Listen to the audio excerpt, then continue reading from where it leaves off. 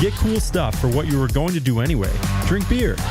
With Buy Beer, Get Gear from Labatt, you can just snap a photo of your receipt and upload it to the website to rack up points for exclusive merch. Get points for every purchase, whether you're grabbing a pint on draft, a case for a party, or a tall boy at the stadium. Any size, any product, anywhere you buy Labatt. Buy beer, get gear. Sign up now at rewards.labattusa.com. Now, stand back for your own safety. Steve, what's up? Congrats on the win. Thanks, Steve. Where Paulie at? Here we go. I'm checking out. I will respond to you, but I'm done for the week. I'm done. Steve is my favorite part of the show. How's that? I like that. Thank you. Thank you for saying that. Check for sound. Pleasure to be on there talking with Paulie, man. He's a good dude. I'm an idiot. I'll just shut up and let you talk. I was trying to help. And shout out to Tupac. 3, 2, 1, and This is Orange Nation. Well, hello, Paulie and Steve. With Stephen Fonte and Paulie Sibilia. Good afternoon, everyone. Glad to have you with us alongside Paulie Sibilia. I'm Stephen Fonte. It's a Monday edition of Orange Nation, which means we'll have Mike McAllister on with us at 12:30, as we do every Monday. Coming up at 1:30, we've got John Galloway, head coach of the Jacksonville men's lacrosse team. Dolphins going to the NCAA tournament. We will talk lacrosse today. Tim Leonard will be in to help us break down the brackets, both the men and the women. Plus, we'll mix in your phone calls throughout at 315-437-7644. What's up, Paulie? Not much. How was your weekend, Steve? Did you sleep well over the weekend? Yeah, I did okay. It was a busy weekend. Saturday night we had the Syracuse Press Club Awards, and then yesterday, did you win anything? Best Sportscast. That was not the reason I went, though. I went to honor our good friend and colleague Christy Casciano, who was inducted into the Syracuse Press Club Wall of Fame. So it was great to see her on her big night, and she crushed her acceptance speech. And then yesterday I went down to New York and I visited Emma. Her birthday was last week, turned 23. So busy weekend. It was a very busy weekend. Got back late last night and ready to rock and roll today. How about you? How are things? It was a decent weekend. Worked a little. Had to sit here and wait for the crunch and the lacrosse games to come to conclusion so I could schedule kids to work the games that are going to happen and not happen on the crunch side. So. Heartbreaking way for the season to end for the crunch. Man, came back home 1-1 and just two really, I mean, those games were as close as they come. They lose back-to-back games in overtime, and just like that, the season is over. All right. That's great. As you texted me, you're like, oh, geez. One more thing that we can't talk about. I know, now. it's just completely knocked us off our game because we could have Lucas on and talk hockey. No crunch talk this week. No crunch. Lightning are still alive. Oh, Lord. Oh, no, they're not. They lost 2. I'm kidding. How much do you take Bar Torvik into consideration, Steve? Is it, like, how accurate would you say he is? I mean, I think it's something to go on, right? I mean, it's not the be-all and end-all, but I think there is a place for analytics and, obviously projecting out what each player is going to do and how the season is going to play out. Can teams and players outperform their projections? Of course they can, or underperform for that matter. But I think it's a baseline that gives us something to talk about here during the offseason. I don't like it because I don't like it. They don't know as much as we know. Like, it's just it's nonsense. Like, they have Triple M, Mark Morano, big word, Mamatovic, I believe is how you say it. At one point a game. So is he basically Luke Fennell? Because it was such a hyped signing when he came in. Yeah, I think it's harder to project out the players that you know less about, obviously, and we don't know a lot about him or the big guy that's coming in from overseas, CB, however you say it. I think it's a little bit easier to go on the raw data of guys who have played in college, and you you know what to expect to some degree in terms of what they bring to the table on each end of the court. I think it's tougher to do that for the European guys. And I kind of know where you're going with this, right? Grant from Ohio says 3M is a depth piece. When he signed, everybody was pumped. Right? Like, oh, my goodness, this guy's going to be a dominant player. But again, it doesn't mean he's going to be a dominant player right out of the gate. It doesn't mean. It also doesn't mean he's going to be a depth piece. None of us know. Right. I mean, that's a fair point. I don't think when we talk about starting lineups, though, I don't think any of us are putting him in the starting lineup. But, is he somebody who could come off the bench and make some shots? Is he like a Tyler Betsy? Maybe. We'll see if that's indeed what he is. But, I don't think anybody was projecting him to be a starter. He's projected to be a role player, at least early on. And maybe he develops into more. Well, he's the only one that's got decent shooting numbers. See, I'm hoping he's on the floor a little bit. Yeah.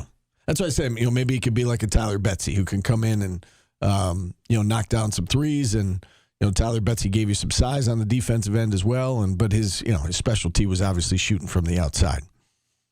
Yeah. And, you look at where they have Syracuse finishing in the ACC, it's right where they've been the past 3 years, basically. Yeah.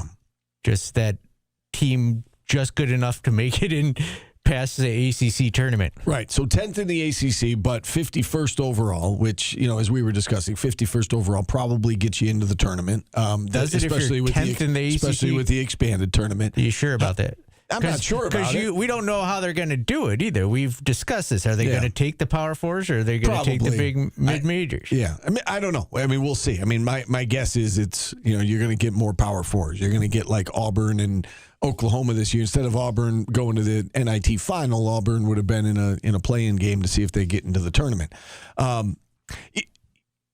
I think that when you look at that, you are alarmed by that. Yes? It seems like you're like, oh, boy. No, because I don't buy into these preseason analytics because they don't know. No, of course they don't know. The chemistry might be better. It might be worse. So that was going to be my response to you. It was going to be that, we said this last week. I think it was last Monday I said this on the show. I said that, they're building this roster with the thought in mind that the whole is greater than the sum of its parts. And so, you talk about chemistry, you talk about togetherness. You look at how Siena went about winning the last couple of years.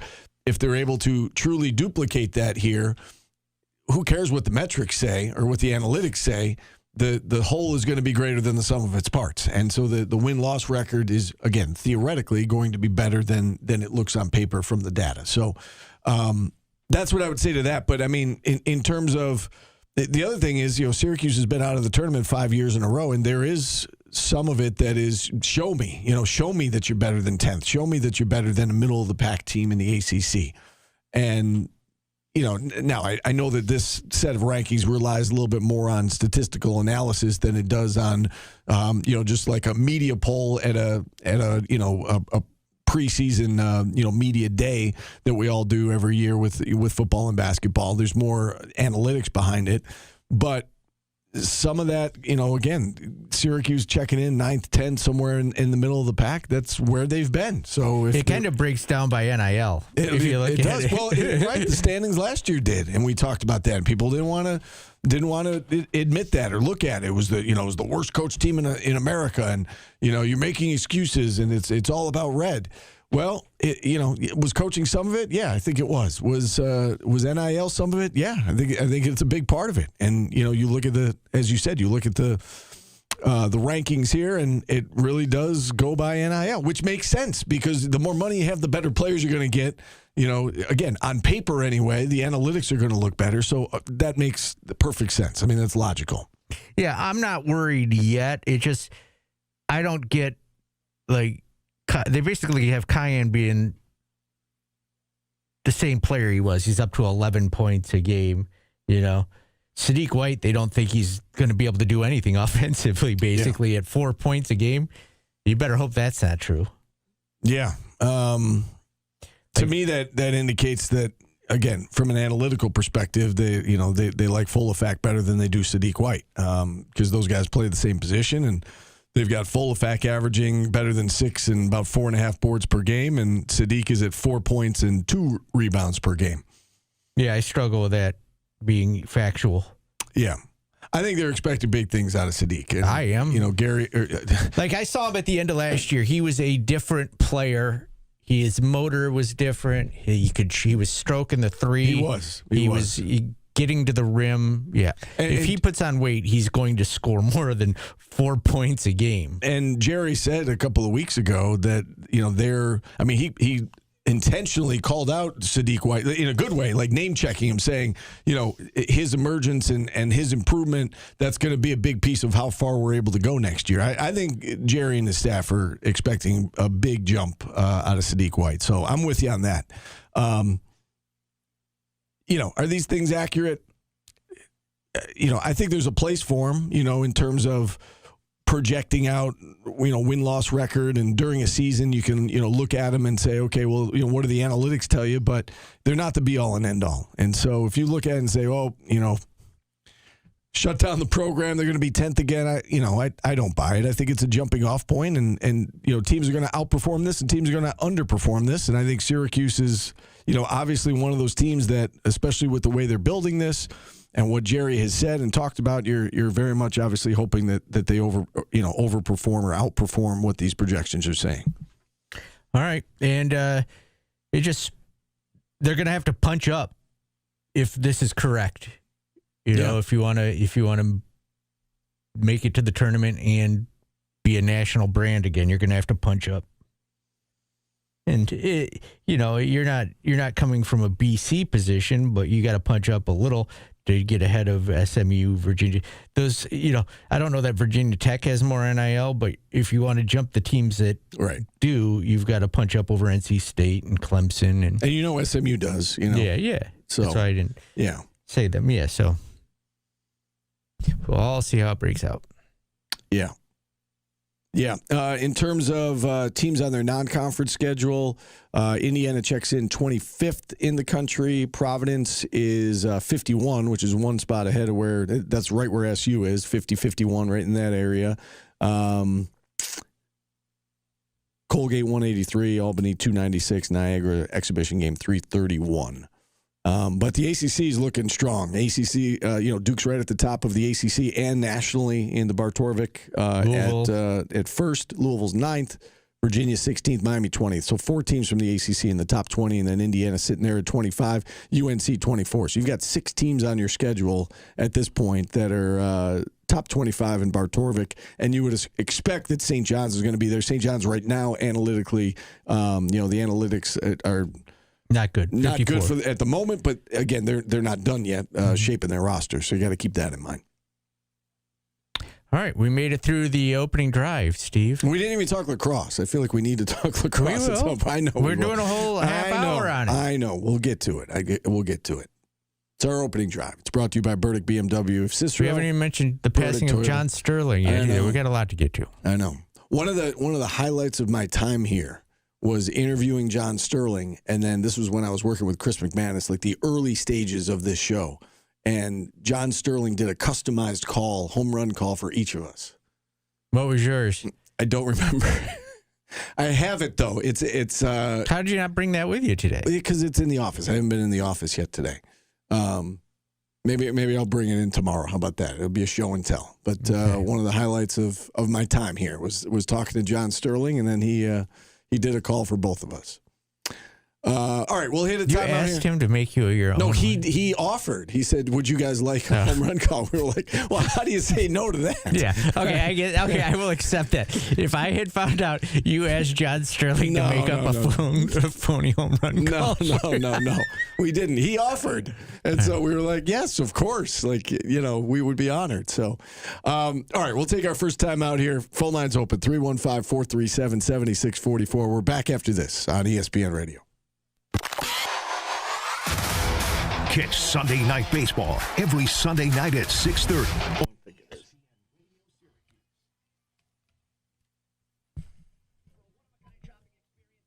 That's pretty cool, Super Cat.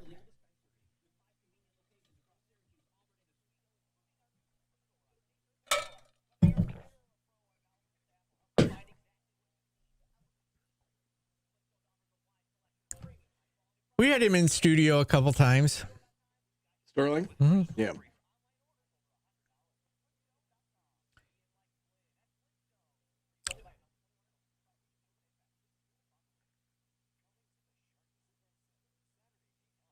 Thank you, T-Takes, for the resub.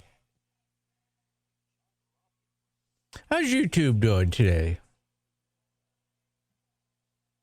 F YouTube. Go ahead, get it out, guys.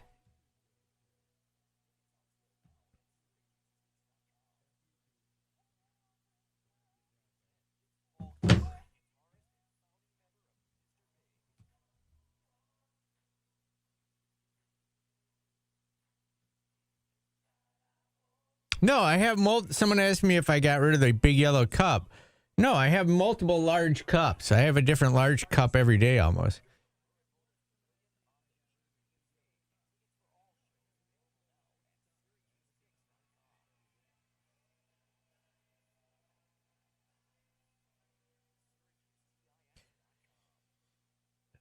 I never listened to the lyrics to Red Light Special before, Steve. That is filthy dirty. It is. My goodness, ladies, settle down.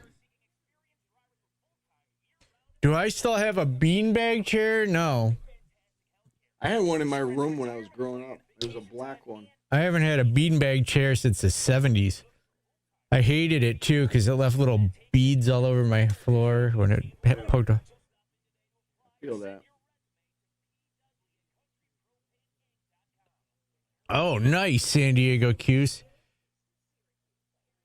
There's a rumor that one of those three bands that you mentioned is opening for Billy Idol in Syracuse.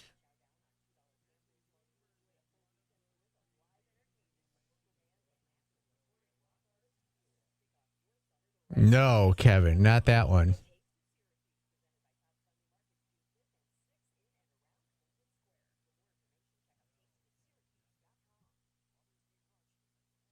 Yeah, I think we got rid of our beanbags when we moved to Syracuse. Yes, that Gen B, that's what I believe.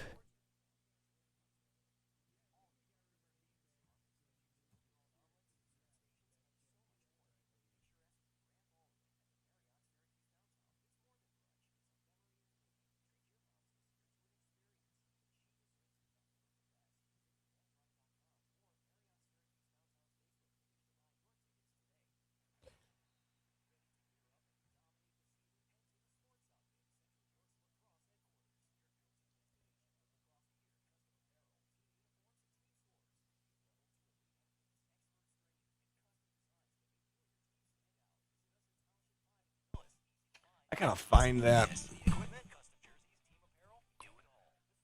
How many of the Pee-wee's Playhouse are still alive? Because Pee-wee's gone, Phil Hartman's gone. Is Lawrence Fishburne still alive?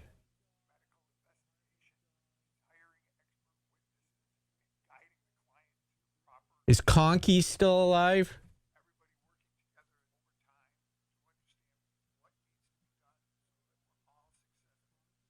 I don't know why I loved Conkey. I have not spoken to Red. I texted him good luck when he got the new gig. That was it.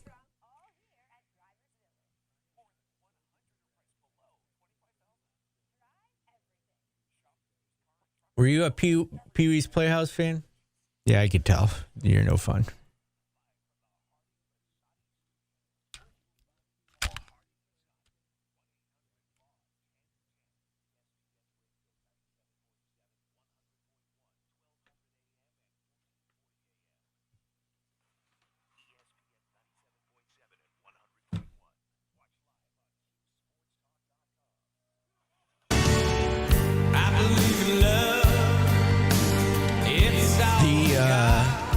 Number 7 song, 1995 today, May 4th. May the 4th be with you, Steve.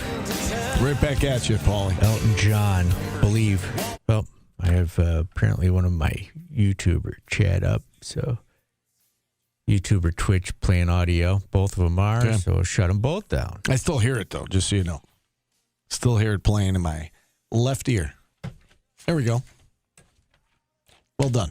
Go ahead, do the show yourself.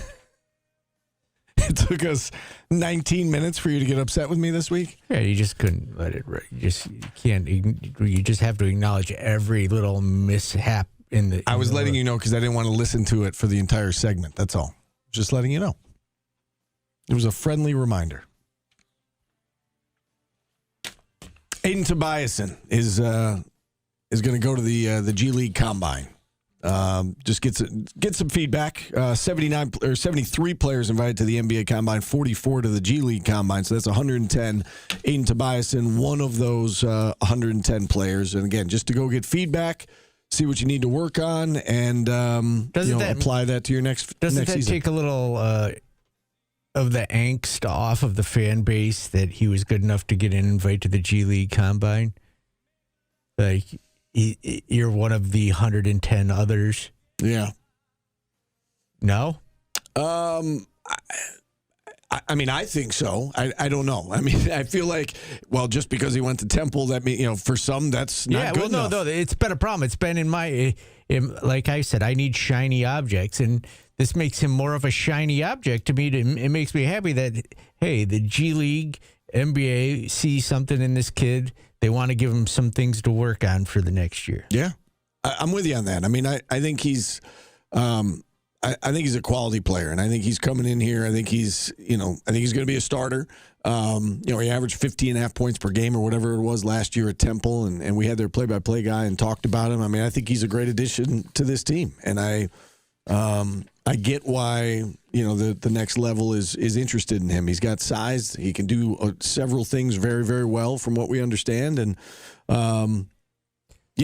hopefully that takes some of the guesswork away from the fan base. But again, I think some will look at it and say, well, he did it at Temple. Can he do it in the ACC?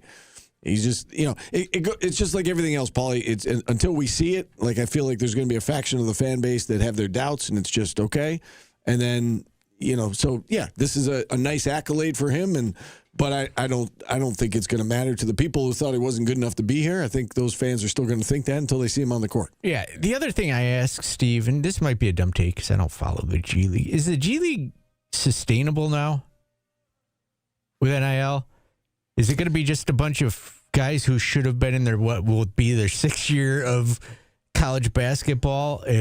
Well, I think there's always going to be guys that just miss out on making the league, right? Because you get 15 roster spots. So there's always going to be. Yeah, but they're going to be older. Right. It's going to be less likely to get pulled up because they're not going to be as good as, because I think you're going to see more guys stay in college as opposed to like the Tyus Battle route, the Judah Mintz route. I think that's going to be more the exception to the rule now, because guys like Tyus Battle and Judah Mintz would make more money in college than they would going, to the pros. So I think for the time being, until there's changes made to the way this, to the way the rules are, I think you're going to see the college guys who are fringe players stay by and large. Do you think the G League will up their money?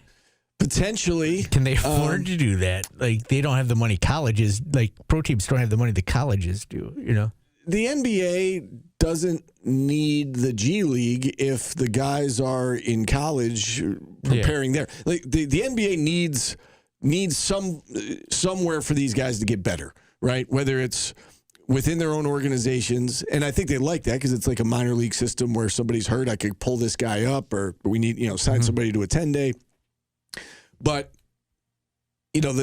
they need to get some seasoning somewhere, whether it's in the G League, whether it's in college now. So I don't know that, like, there's always going to be, like, I don't envision a world where the G League ceases to exist.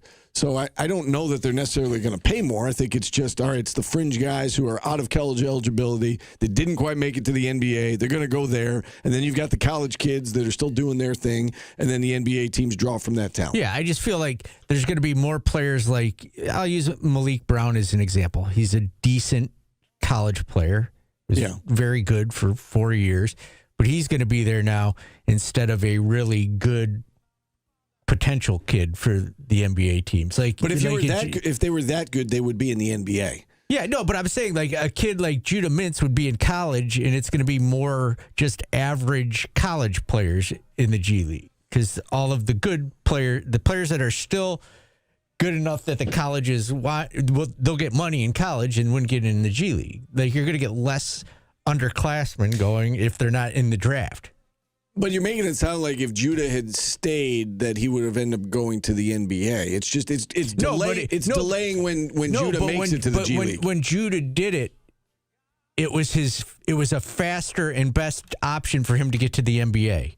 Right, and but now it's not anymore. Right, but my point is he's still not there. Essentially, the G League, for him, it's not a guarantee. It just delayed the inevitable for him. Like I don't think we ever looked at him as he was going to be a guy that was going to be on an NBA roster. No, but I'm saying, like, you're not going to get that type of player to go to the G League anymore because they're going to make more in college. Right. But they're going to graduate. It's just they're not. They're going to. I doubt that it'll put less on academics. But my point is whether they graduate or not. That's not the point. If Judah Mintz stayed in college for 2 more years, my point is he still would have ended up in the G League just 2 years later. Like, he wasn't going from college. It wasn't like those 2 years of seasoning were going to put him over the top and get him into the pros. It was the better route for his opportunity to get to the NBA, and now it's not that. Like, if you stay 5 years, you're too old. So you're saying that Judah Mintz wouldn't have ended up in the G League when he was out of college eligibility? No, I feel like now, though, I think he would have, and he probably would have lasted because there was nobody going to take his space. Or like Malik Brown probably would have gone directly overseas, and now he can make the G League because all the better players are going to stay in college. Yeah, I think that the part of this conversation I agree with is I think you're going to have an older player in the G League right now. Because I think the guys who are sophomores and juniors, they're going to stay in school by and large, I would think, because they could probably make more money in college than they can go into the pros. But once their college eligibility is exhausted, it sounds like in 5 years, the 5 for 5. So, they're going to be 23, 24. Then they go into the G League. I think it's going to make the G League, for the most part, it's going to make it an older player that's in the G League. Yeah, I also would like to see, I wonder if the G League will go more foreign players also. Potentially. In that case, so I don't care. We're talking the G League. I somehow bored myself with that conversation. Let's take a time out. Let's take a time out, and we'll discuss Mike McAllister. what Mike McAllister thinks of this invite. Yeah, and don't worry about, like, I see some people online worried that this is, oh my God, is he even coming?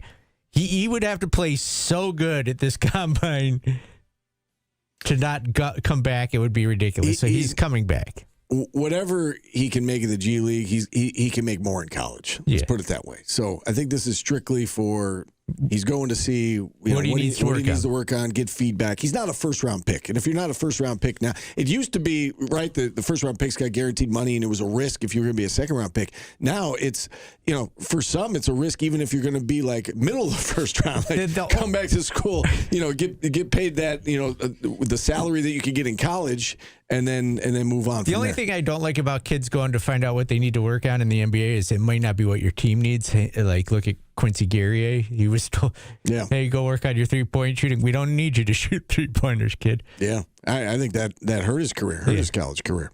All right, Mike McAllister joins us on the other side. Back after this on ESPN Radio.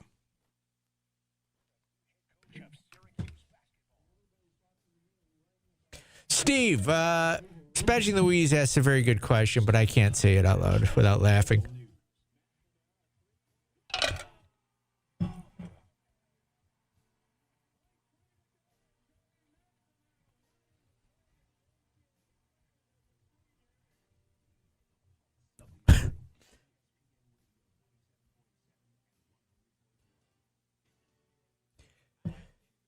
That's a hot take, Cuse basketball. Freeman is the most overrated player.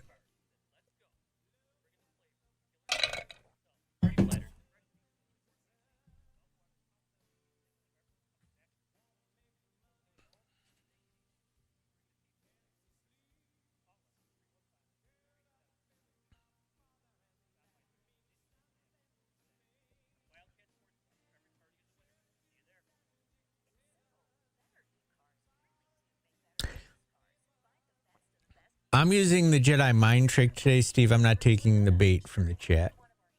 Just going to let it go. What's the bait? I'm not going to interact. I'm not going to take their insults today. I'm just going to let it bounce off. I know you are. I'm going to use, speaking of Pee-wee, I know you are, but what am I? I'm going to Pee-wee's Playhouse Day. Sure, I'll get back into it when sports kick back up. I seem like I'm down. No. I'm just not yelling.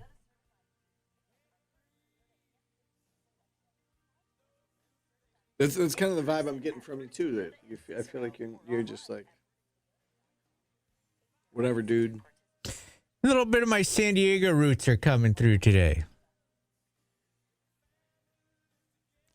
I made a mistake over the weekend, Steve. Oh no, what'd you do? I ate 3 plums in a day.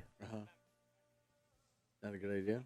No. Why did you eat 3? Because I have I have a fruit, a bowl of fruit. Really good. I want another one. I have a bowl of fruit, yeah, and I'm trying to snack on fruit instead of fat people food. Yeah. And yeah, I destroyed myself. Yeah.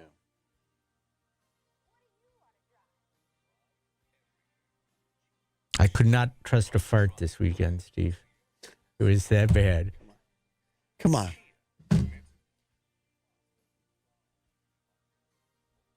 It wasn't bubblegut. This was just a blowout. Could not stop. My dog was like, I can't keep coming in here and staring at you all day. This is getting ridiculous.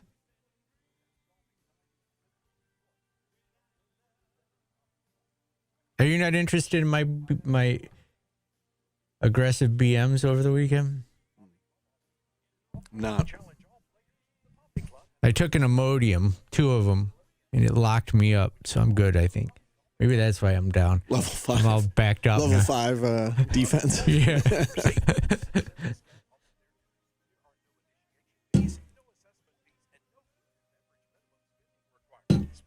Yes, Indy, all dogs watch people do their business. I had no dips from the Imodium, thank God. I'm going with Brent Axe to see the Mandalorian movie. When are you going? I don't know, probably opening day. I think we do for all Star Wars movies, like When is it? Hounds When's we are. opening day? I don't know, the 21st, something like that. Why are you yelling at me? I don't know. I said I don't know. Like this month? Is it 5 months from now? Like, I don't know. Yeah, plums are. I had to buy plums to feed the monkeys, keep monkeys off my back.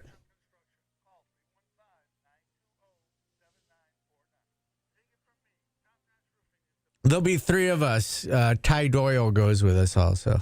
He's still around? Mm-hmm. What's he do for a living? He's a male person. Probably makes more money than all of us combined.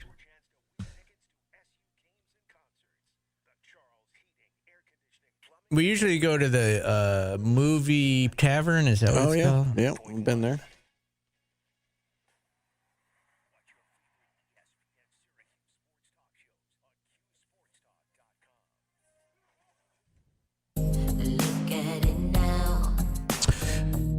Steve, May the 4th, 1995. This was the number 6 song, and I listened to the lyrics to this song today, Steve. I was completely shook. It's graphic.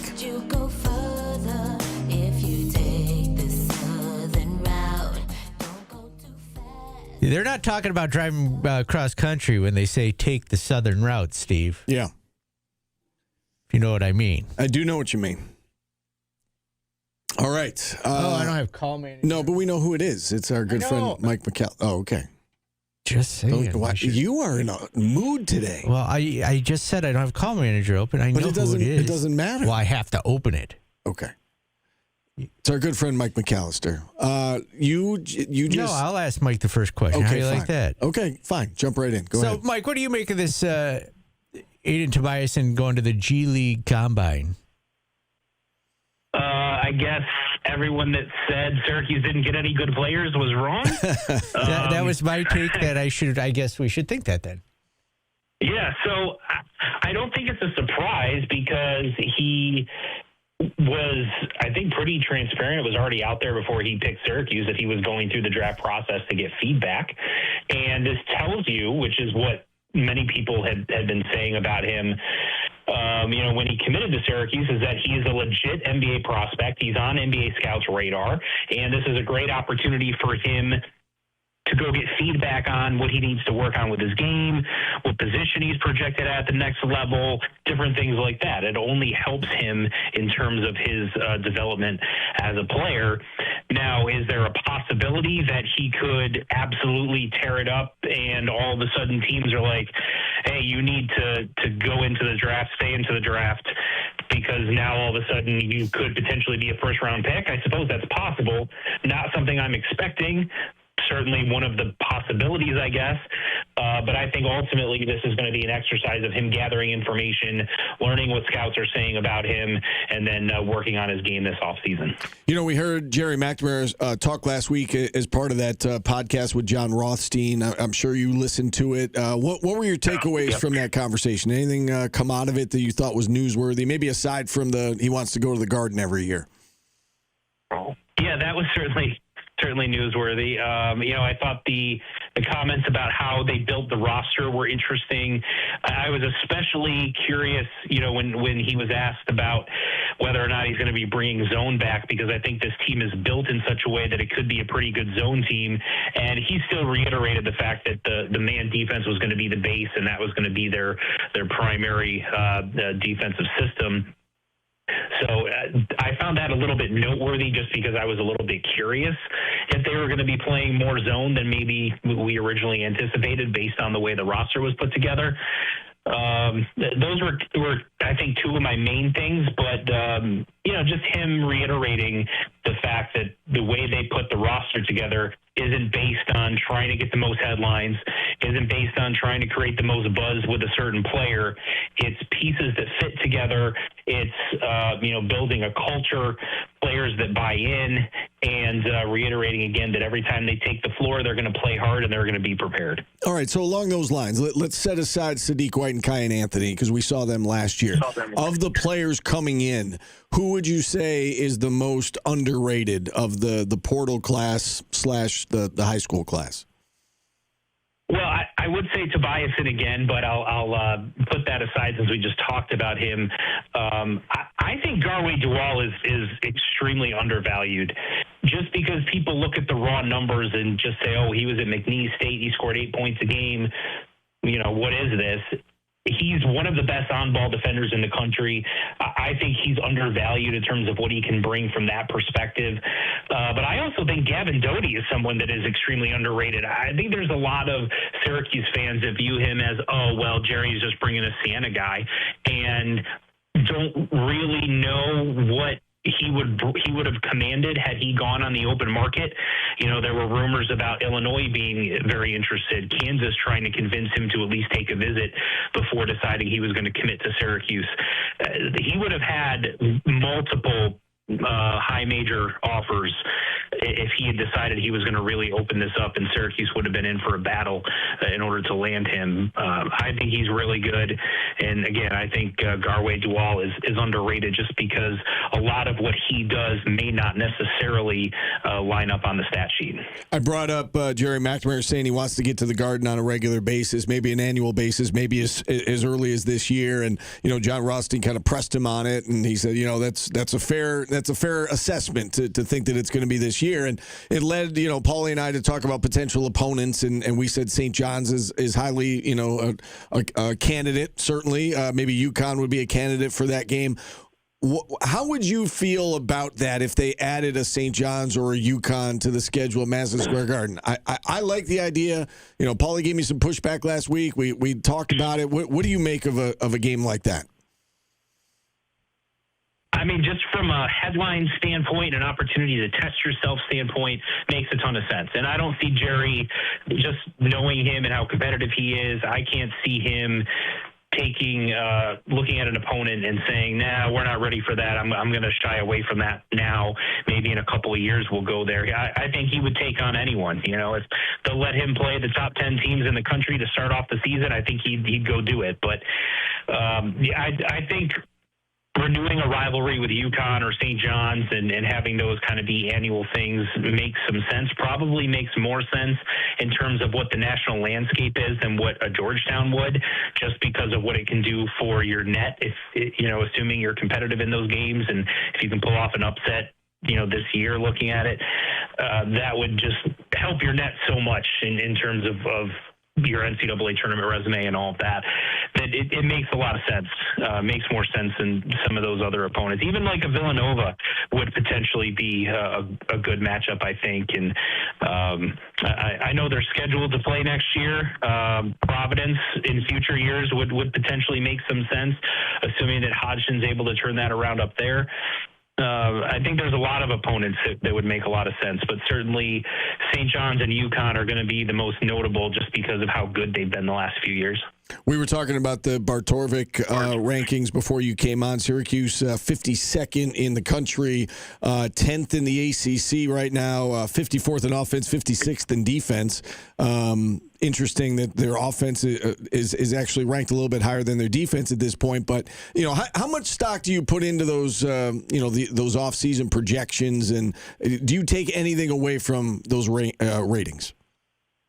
I wouldn't say I would take anything away from, I wouldn't immediately discount them. I would take them with a little bit of a grain of salt because, looking at analytics like that, when you have players that are moving from one system to another and playing with one group of players to another group of players, oftentimes it can be hard to project. Like, I would be surprised at the end of next season if Syracuse's offensive metrics were ranked higher than their defensive metrics. That's just not my expectation based on where, kind of how the roster is built, how this team is constructed. So, I look at it a little bit and say, okay, there's probably some flaws in this, but it kind of gives you a base level starting point of kind of how they're viewed and some of the analytics and some of the metrics of the players that they've gotten. Certainly you're hoping that with an off season of development that guys like Kyan Anthony and Sadiq White can take significant steps forward, that, Tobiasen will continue his trajectory in terms of his development, and obviously the other pieces as well. And then some of those metrics, some of those rankings will increase as a result. All right, let's talk a little bit of football. Syracuse got the commitment from a running back out of New York on Friday night. What can you tell us about this pickup? Yeah, Xavier Bala, he had 24 touchdowns last year as a junior, ran for over 1,300 yards, over 5 yards a carry. He had Virginia after him pretty heavily. I know BC was involved with him. Earlier in his recruiting process, Nebraska had a ton of buzz. I really thought going into about a day or two before the announcement that it was almost a Virginia lock at that point. Seemed like Virginia was trending very heavily, and Syracuse, they continued to recruit him regardless of what the buzz was. Recruited him extremely hard. They were able to make up ground and pick up a commitment from him. So I think probably for Syracuse, of all the teams involved, he was the most important in terms of their recruiting class, just because, top 5 player in your state that several other Power 4 schools want. That's an important get if you're Fran Brown. And so I think a nice little recruiting win for Syracuse there. All right, and just staying with football in terms of recruiting, any other top targets that we should be keeping our eyes on right now? Well, I think you're going to start seeing a lot of that flush itself out this summer, starting with the end of this month. The weekend of May 29th is when you're going to have official visits coming up. But I'll point out Jason Lewis, a defensive lineman from Florida. He's got Syracuse in his top 7. And he's taken official visits this summer. Florida State's after him pretty heavily. And he's very, very high on Syracuse. He's got an announcement date set for July 10th, I believe it is. So he's someone to keep an eye on. I'd say Messiah Ackery, a cornerback from the Philadelphia area. He's got Syracuse has prioritized him quite a bit. He's got Minnesota, Boston College, and Indiana have been involved with him at various points of his recruitment. He's got an official visit locked into Syracuse that weekend of May 29th, currently the only visit that he has scheduled. So obviously, if you get closer to that date without other visits scheduled, you feel pretty good about where Syracuse stands there. And then I'll mention Samaj Dozier, who is an athlete, can play on both sides of the ball. He visited this spring. He's scheduled to visit Syracuse the weekend of June 12th. He just recently scheduled an official visit to Virginia Tech for the weekend of June 5th. They've been really recruiting him hard as of late. Wisconsin and Pitt also involved with recent offers and trying to get him on campus for an official visit, but nothing scheduled there yet. And Virginia recently extended an offer last week, so they're trying to get involved. Those are some of their top targets and kind of where things stand right now. And then lastly, Mike, before we let you go, I do want to touch on lacrosse. We saw the men draw the 6th seed. Seems like a fair path. They got Yale in the opening round, which is going to be tough. And then likely a third game against North Carolina this season in order to get to the Final Four. But listen, it's kind of where they are right now. That seems fair. I thought the women not getting to host was a little odd. Their RPI is 6. They didn't get a top 8 seed. Your thoughts on either or both of those brackets? Well, the men, I think it's fair as far as where they were seated. It's just it kind of stinks if you're a Syracuse fan that North Carolina would be your draw if you win your home game, and I do expect that they will win that game. They played really well at home this year, but playing North Carolina, a team that's beaten you twice this year, they've beaten you 3 in a row overall and 6 of the last 8.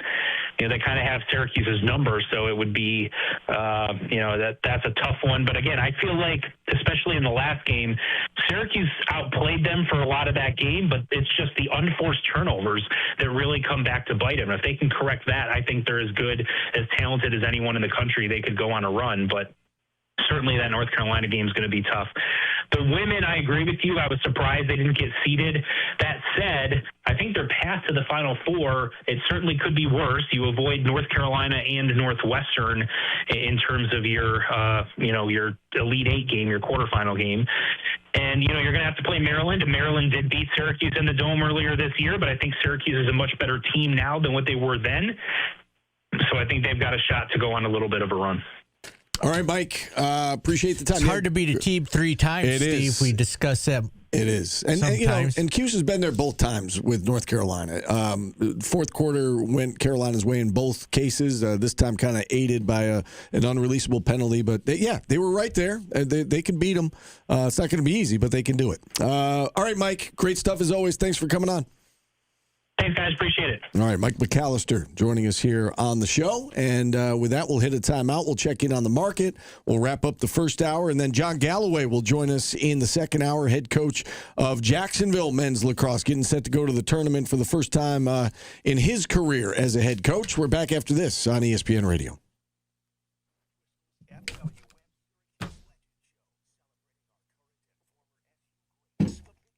How was your weekend, Steve? Was it good? I told you it was good. Yeah, it was busy. It was great seeing Emma yesterday. Did you drive down and back same day? I did, yeah. Because I had to go to that dinner on Saturday night, so I went. I left like 7:30 yesterday morning. It was going to be my kicker, but did you see that plane land on top of that truck? No. There's a bakery truck. It hit a plane coming in from Italy. A United Airlines flight hit a freaking truck in Newark. No, I didn't see that. There's like dash cam video of it. It's crazy.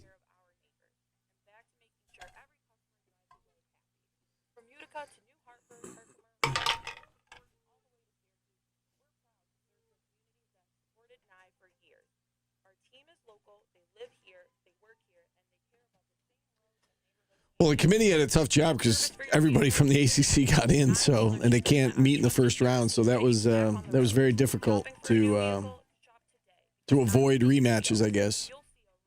Obviously, as small as the bracket is.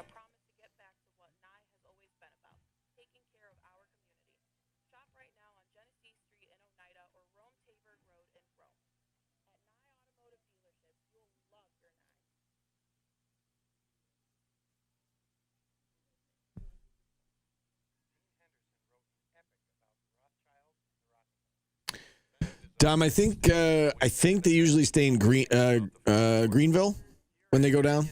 I think that's like 45 minutes away, right? If I'm not mistaken.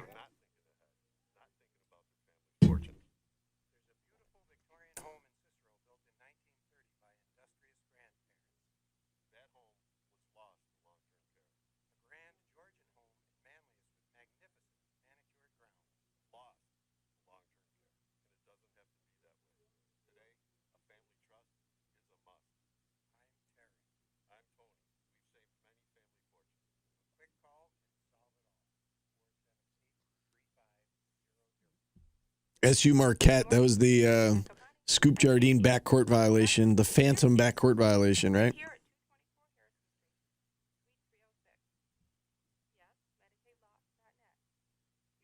The countdown is on to the Summit Federal Credit Union Taste of Syracuse. The area's largest food festival is back June 5th and 6th in and around Clinton Square. As always, admission is totally free. Chow down on $2 samples while you enjoy a full weekend's worth of live entertainment from local bands and national recording rock artists.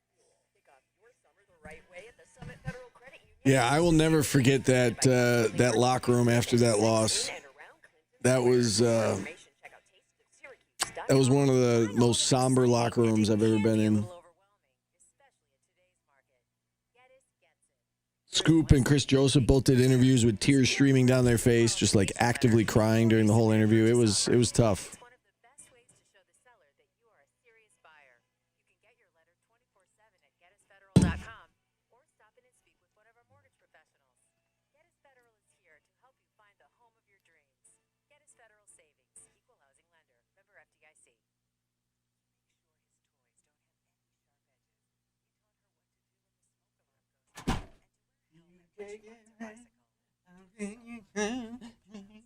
Are you coming alive? No. Shut up.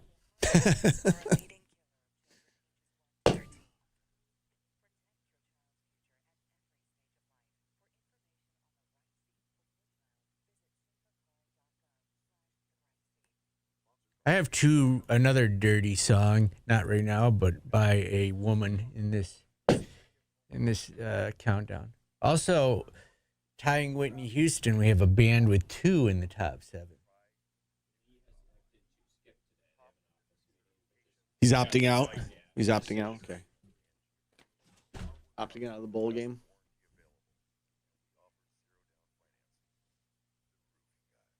Yeah, I think so. Florida guy. That was. I think it was the wrong call. Yeah.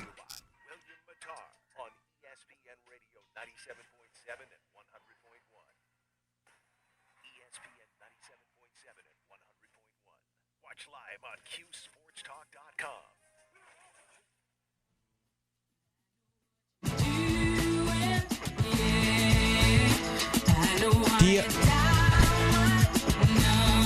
Dion Ferris, I Know, was the number 5 song, I believe, on this day, 1995. This is a good one.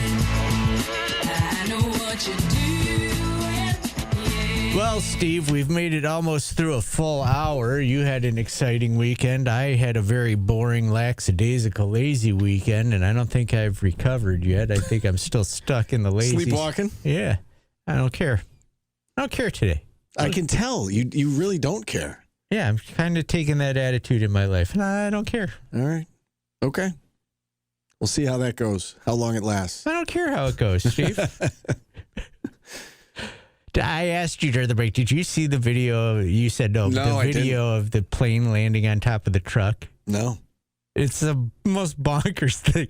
The guy's got his dash cam set up, and he's just driving his bakery truck, and he gets hit by a plane in Newark while he's driving on. That's nuts. Was everybody okay? Yeah, the plane landed. 220 people hit the truck and the light pole, and then landed.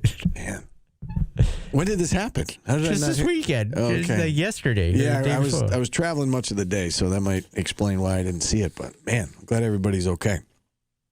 I mentioned that we were going to check in on the market. We normally do at this time, but there's a meeting going on over at Lee Baldwin and Company right now. You know, they don't care what we think. Right? Everybody doesn't care today. No, they always care. All the diamonds, none of the dogs. They care about that. LeeBaldwin.com is the place to go. So they will be back with us tomorrow, but today they were tied up. So no update. Do you still want to update us on a... on a mall stock? Yeah, that's... Spencer's is going... I think I talked it into existence, Steve. Did you see this news? I did not. Spencer's Gifts is going out of business. I did not know that. Yeah, it makes me sad. Where will I buy a Seymour Butts?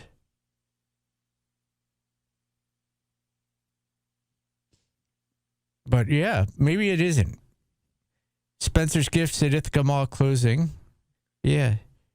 Yeah, a lot of them are closing. Yeah, it's sad. It's sad, Steve. Ithaca Mall, is that the Trip Hammer Mall? I don't know. It's not much of a mall. I don't know if you've ever been there, but it's if that's the one you're talking about, not much of a mall. Yeah, I would say that's a sad day. Like, where will I buy my blacklight posters now? My hauling ass poster. I don't know. I don't know. My incense. You could probably go on my dirty on. You could go online and go to like Amazon and probably find anything. Dirty Monopoly. Where would I buy that now? What's Dirty Monopoly? They had like board games that were just dirty. Really? Yeah. Okay. Yeah, bro, Big Johnson shirts. Where'd you get that? Naked Twister. Yeah. So it's a sad day for America. We all lose with Spencer Gifts going out of business, Steve. When's the last time you were there? What if my lava lamp needs a new replacement light bulb? When's the last time you were there? Because that's probably I go daily to see the fresh stock. Why they went out of business? Nobody's going of edible undies. Where will I buy edible undies, Steve? Again, go online. I'm sure you can get anything. You'll be okay. We've got a phone call. Let's go to Dave in Stonington before we hit the top of the next hour. Dave, what's going on? Hi, guys. Sorry that you're losing your Spencers. I did buy a friend of mine edible underwear 40 years ago. Spencers. I wouldn't eat it. I wouldn't eat it now. It's probably gone bad. I don't think so. I think it may have gone bad. Hey, I'd like to bring up the fact that about John Sterling. I don't know if you brought him up earlier. I missed the beginning of your show. But, yeah, we talked about it at the very beginning. Yeah. R.I.P. to John. Something, he was better, okay, him and Susan on radio than these guys on TV, especially now. And the guys, nothing against Dave Sims on radio, but it's like, John was there. Never missed a game. What was he, 30 years before he actually missed one game? I mean, when you talk baseball and you talk announcers, in my generation, you got Scully at 1, Sterling at 2. And nobody better. Yeah. Nobody better. And, we've had some good ones up here in the Boston area, but none that can compare with those two. No way. I'd like to do a little bashing. You guys were talking about Freeman earlier. Did you guys remember the last home game that they had against Pitt? Yeah. And Ciulepa had the ball, and Ciulepa's a fine player. They're playing Pitt, and he's driving to the basket, and nobody's picking him up. Okay? He drove by Donnie, who just stood there, and Nate George, and I think there was a third person that he drove by as well. And then Nate George and Donnie are both looking at each other and throwing their arms up in the air as to who was going to pick them up. I mean, you're not going to see that with Jerry. If you do, you're going to plant your butt on the pine because Jerry's not going to take that. I just have a feeling that you're going to be pleasantly surprised this year, and Syracuse will have a 21 year. I don't know if it's going to be good enough to get into the NCAA tournament, but it'll be good enough for Syracuse fans to say, hey, we got something brewing here. Yeah, Dave, I appreciate you checking in. And, to that point on Donnie, like when you look back on his 2 years here, are there certain moments that come to mind for you? And if so, are they positive moments? No, it's basically him being hurt for all the big games is basically what I... So I was going to say, when I think back, like as Dave was talking there, 3 things came to mind for me with Donnie.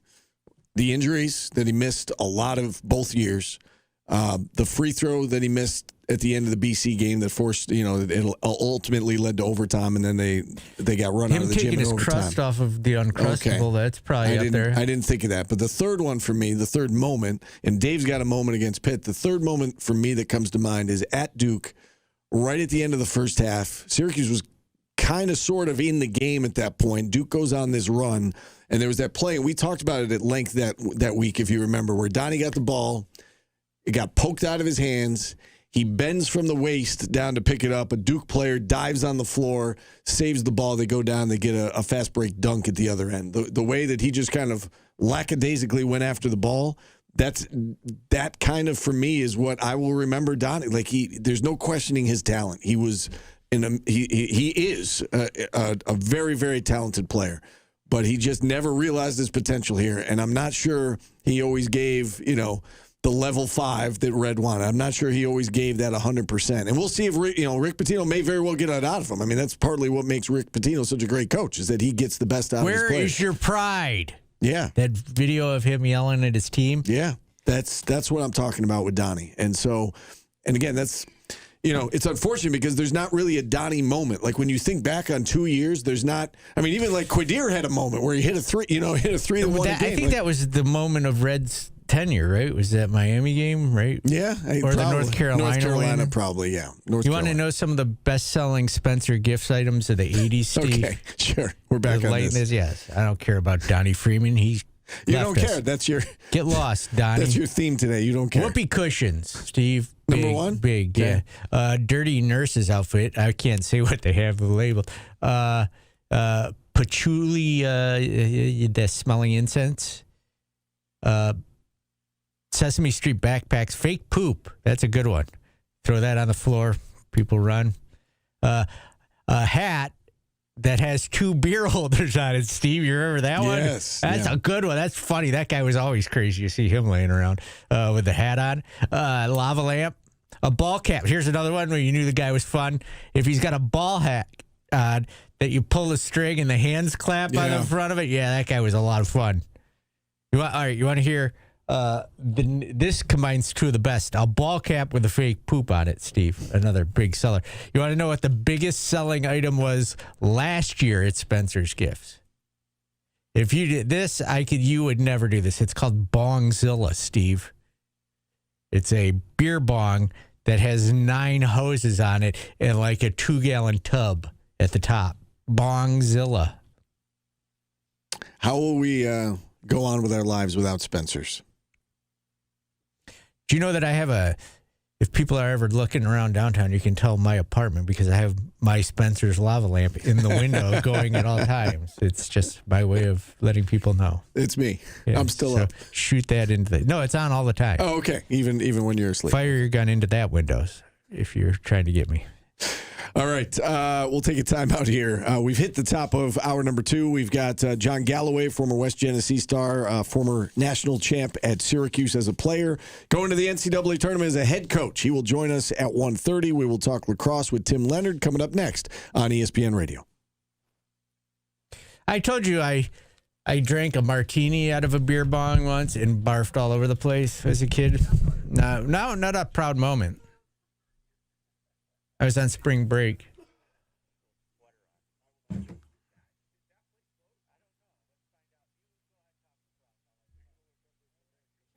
A list of things Steve would ever buy. I probably would buy the fake poop and toss that on the floor somewhere.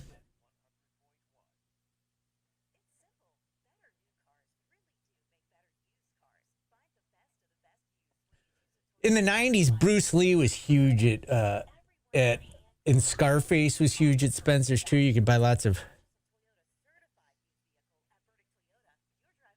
Oh, fart spray. Yeah, that's a good one. They should have probably had that on the list. That stuff's brutal. Someone sprayed that in my car when I was in high school, and it fucking reeked. Could not get it out. Mama Sibylla was not happy.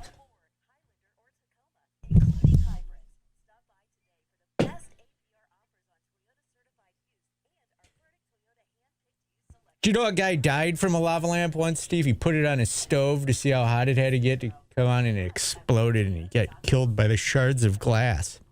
Get killed by that? Yeah. Did that really happen? Google it. You tell me, Steve. All right. Lava lamp death? Yeah.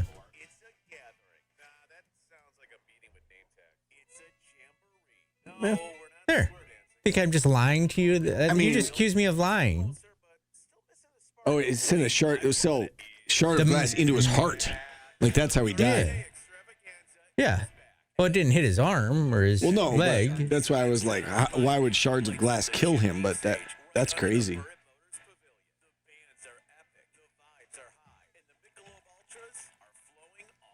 It sounded like, I've had made-up my lava story. lamp. I feel like I've had my lava lamp my whole life. I definitely had it in middle school.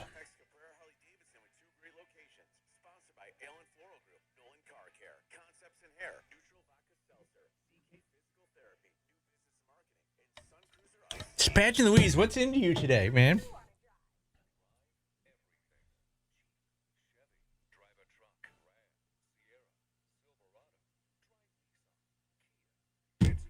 Sent you to the ER? Boss Sandwich, what are you admitting to right now? That might be the craziest confession I've ever seen. Hey, listen up. Are you interested in a career change? Are you sick of working nights and weekends? Well, Country Propane and They also used to sell those fuzzy handcuffs, Steve, so you can get a little freaky with your retirement plan, vacation time, and paid major holidays off. Country Propane is looking for full-time boss sandwich. That is quite a confession. Well, why does it say sent me to the ER?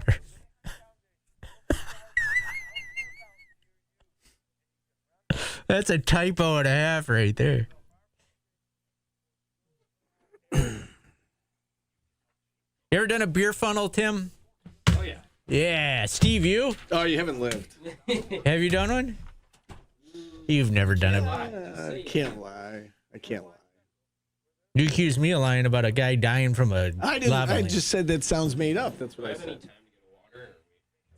We can kill time talking about a stupid song. That's Take your Paulie time. strengths, killing time.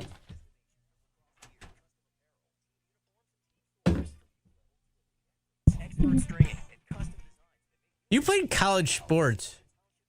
I did. And you never did like a beer funnel? Wild.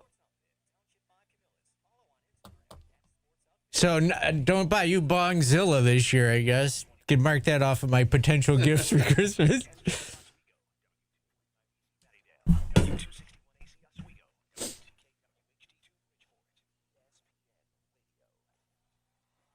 You made it. Good work.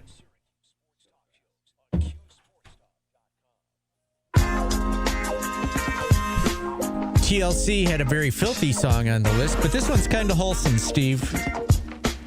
Don't go chasing waterfalls. It's just called Waterfalls. The number 4 song, 1995. I won't talk about Spencer's gifts. Well, we don't need to because Tim is back. He's a gift. He is. To Central New York Radio. And we are. Your mic isn't on. We're driving into our second hour. It's brought to you by Burdick BMW of Cicero and Burdick Toyota. We're going to talk some lacrosse here. We've got John Galloway coming up in about 25 minutes, who's making his first appearance in the NCAA tournament. So I guess we'll start with the Cuse North Carolina game, and then we'll go into the bracket from there. You know, Syracuse up 2 early in the fourth, and then Carolina went on that run, aided in part by the unreleasable penalty. Take us through that game, and what was the deciding factor as you see it? I think the deciding factor was UNC has way more offensive depth than Syracuse. They go deeper, and their second midfield line is one of the best second midfield lines in the country. For the Tar Heels, it's 3 freshmen that are all 5-star recruits. They're all top 20 recruits in the country, and they're all playing a little bit better as the season has progressed. And right now, Syracuse's second midfield line has become a midfield line of really just 2 players. They didn't even play Tucker Kellogg or Charlie Crafson. They played Bogan and Matt McEntee, and they ran Michael Leo out of the midfield line, the box, and they played him for pretty much all of the midfield line shifts, which is them admitting that they're not getting much from that second midfield line. And Syracuse has great top-end talent, for sure. They've got 4 guys that were drafted in the top 16 of the PLL draft. So this is a talented team, but I just worry that when some of the top-end talent is taken out of the game, a Joey Spallina, the first time they played UNC, did not score. Then who do they turn to? And Right now, I just feel that the other ACC teams are better equipped in the second, third midfield line, kind of the depth pieces of the team, and Syracuse is getting exposed a little bit in those areas at times. Now, that being said, they're right there, and they played really very well through the first three quarters. It did kind of feel like a repeat of the Notre Dame game where they just made some mistakes in the fourth quarter that cost them. But UNC's a really talented team, and I don't think we should get too down on Syracuse for losing a game by a goal or two to some of the best teams in the country. Let's also understand that whatever they do over the next couple of weeks is going to shape our discussion and how we remember this season. And last year, a lot of the fan base was down going into the ACC tournament, and they turned things around. They made it to the Final Four, and it was a successful season. So let's let the season play out before we proclaim it a bad season. In terms of the path to the Final Four, it starts with Yale. We'll get into Yale in a second. Syracuse undefeated at home, and you would think, okay, they're going to take care of business at home, although I know that's going to be a difficult game. And again, we'll get into Yale in a moment. But Paulie brought up the point a little bit earlier, said, you know what they say, it's hard to beat a team 3 times in 1 year, and it is. But you look at this Syracuse-North Carolina matchup, if it is a third time that they see each other, it seems like UNC kind of has the blueprint on how to beat this Syracuse team. From a matchup perspective, if it is Carolina at a neutral site to go to the Final Four, do you subscribe by the notion that it's hard to beat a team 3 times, or do you look at it and say, oh no, it's Carolina again, this is not a good matchup for Syracuse? It could just be the eternal optimist in me, but I actually kind of liked the draw. I thought it was pretty good for Syracuse. Going into the selection show and before the bracket came out, I think my thought process was, I think we're looking at a team that might lose in the quarterfinals, if I had to guess right now, and won't be making it to the Final Four. Now I'm feeling better about their chances of making it to the Final Four after seeing the bracket in front of me. I mean, the first thought I had when the draw came out and it was Yale in the first round was, oh boy, if Gary Gate loses to Andy Shea, who was in consideration for the job, here come the Fire Gate haters, and it's going to be nonsense online if that does happen. Now, that would be a bad loss, and if they do lose, we can have that conversation at a later date and time. But if you take out kind of the fear of losing to the guy that was in consideration for the job alongside you, I think it's a good matchup for Syracuse against Yale. I do think Syracuse should beat them. Yale is just a very young team. Syracuse is more experienced. We can get into that matchup more. So I feel pretty good about the first round matchup. And I do feel decent about UNC because UNC has gotten blown out in 2 of their last 3 games now. I mean, the ACC championship game, they lost 16-6. Their goalie, a freshman, Josh Marcus, got pulled from that game. And this happens in lacrosse quite a bit. We talked about this with Jimmy McCool when he got pulled against UNC. But when you look at the stats of the 2 meetings between Syracuse and UNC, McCool has had his 2 worst games as a goalie this year. And Josh Marcus has really had maybe his 2 best games as a goalie this year. So I'm kind of confident that water might find its level and the goalie battle will be a little bit better or more tilted towards Syracuse in a potential third meeting. But it will still be a tough game. I mean, for all the reasons I just laid out, UNC has a deeper offense, or they had 8 goal scorers in the game in the ACC semifinals. Syracuse had 4 goal scorers. So they're still kind of going to have to play a better game than they have to this point, but I actually sort of like the draw compared to what some of the other options would have been. So let's talk about Yale in this first round game, because first things first, in order to get to UNC, SU obviously has to get by the Bulldogs. What do you make of this matchup? I know you touched on it there, but let's go a little bit more in depth. Yeah, we're already jumping to the UNC matchup. I'm giving Andy Shea bulletin board material here. Yale is really young, but they have gotten a lot better as the season has progressed. They just challenged Princeton in the Ivy semifinals and were ahead most of that game. So they're playing like one of the hotter teams in the country right now. They're okay at the faceoff position. Young goalie who's a sophomore, never been in the Dome. This will be the biggest game of his career, but he has been very solid this year, save percentage-wise. I think that Syracuse is definitely a more talented team, definitely a more experienced team. If Syracuse plays their B+ or above game, I feel good about them winning this matchup. But Yale is an Ivy League team, and they played one of the tougher schedules, and they're kind of rolling right now. And they obviously are going to go into the Dome with sort of a nothing-to-lose attitude because, frankly, at the start of the season, I think Andy Shea himself would have probably told you, I don't think we're ready to make the NCAA tournament this year. So they're kind of ahead of the curve, whereas Syracuse, obviously, this is their year to do it. And there's a lot of pressure on their seniors to make sure that they don't spoil their final chance, whereas Yale probably knows we're just kind of getting our feet wet and we'll be back there next year. So it's a very talented team. It's just a young team.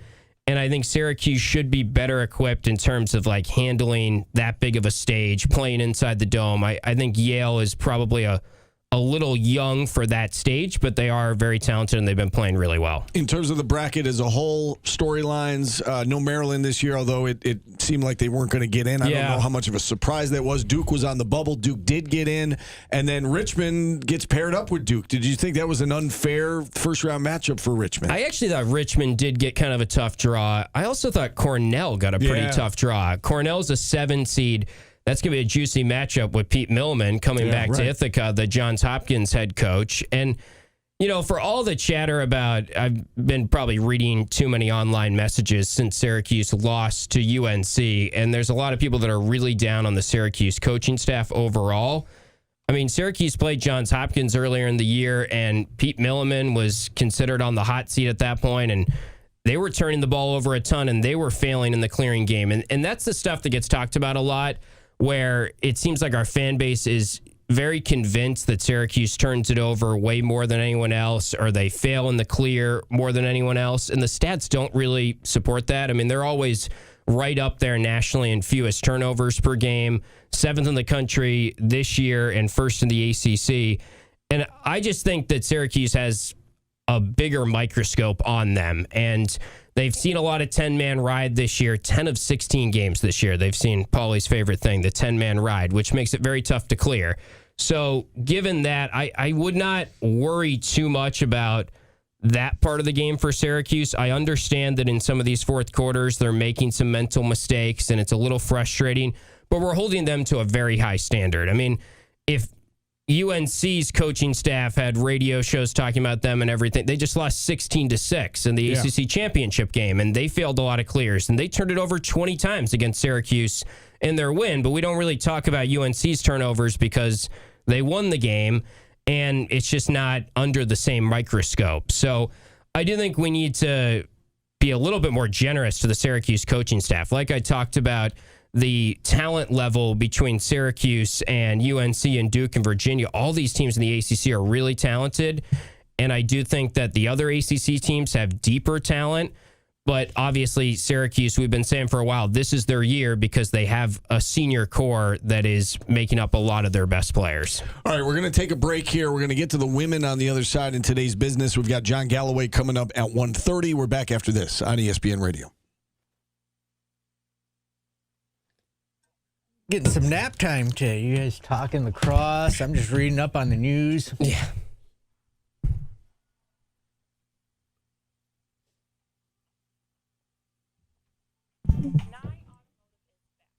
Yeah, I didn't really even answer your question there about the draw, but we get it. Yeah. Cornell did get a tough draw, though.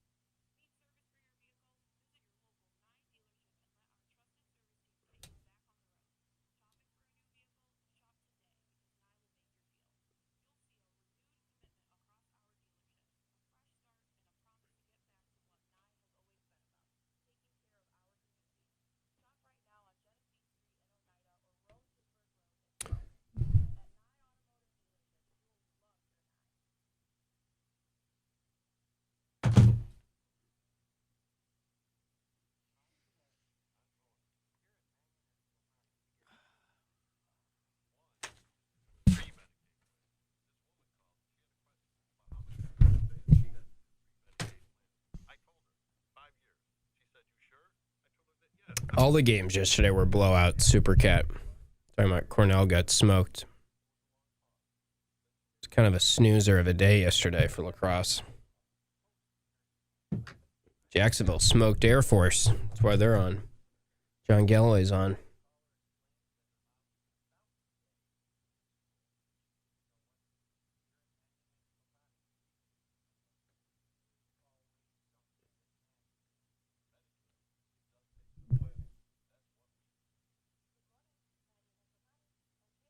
What is the touches rim thing? Is that an inside joke that I should remember? Steve said he could touch rim in the past. Okay. They asked me if I could dunk, and I said I could touch the rim, and then I see this all the time. I'm trying to remember. Why did someone ask if shout out to Touches Rim, Kev from Liverpool? Oh, it would have been funnier if you asked, "Hey Steve, did you touch any rim this weekend?" Would be a funnier joke. Right, Steve? Definitely can't anymore. Yeah, Dan Chamati is a West Jenny. The Air Force coach, Bill Wilson's a West Jenny grad, too. Lars Tiffany. There's so many local guys. Andy Shea. So many local guys in the tournament.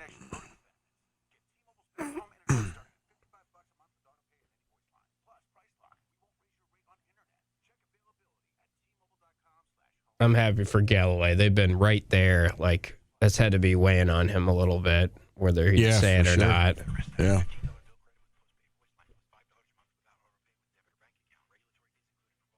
I mean, they lost by 1 to UNC at the start of the year. They got a good team.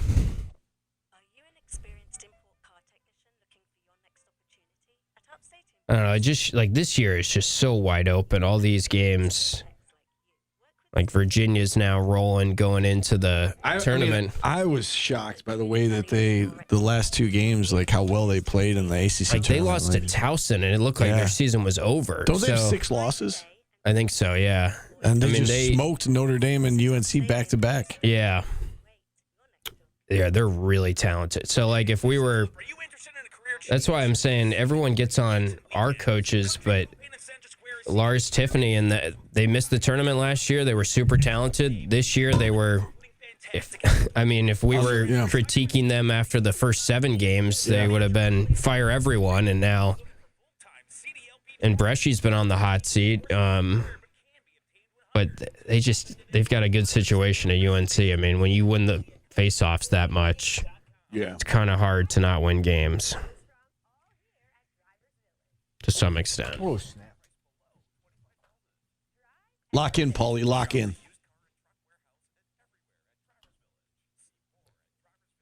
Yeah, it'll be interesting if Virginia can keep it up, because also playing that game on Sunday, I think, tires you out a little bit for the playoffs.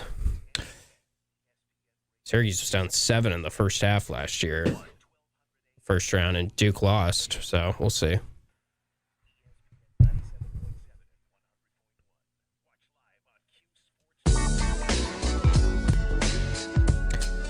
The number 3 song on this day, 1995, Freak Like Me by Adina Howard. Steve, Kim, you would enjoy this too.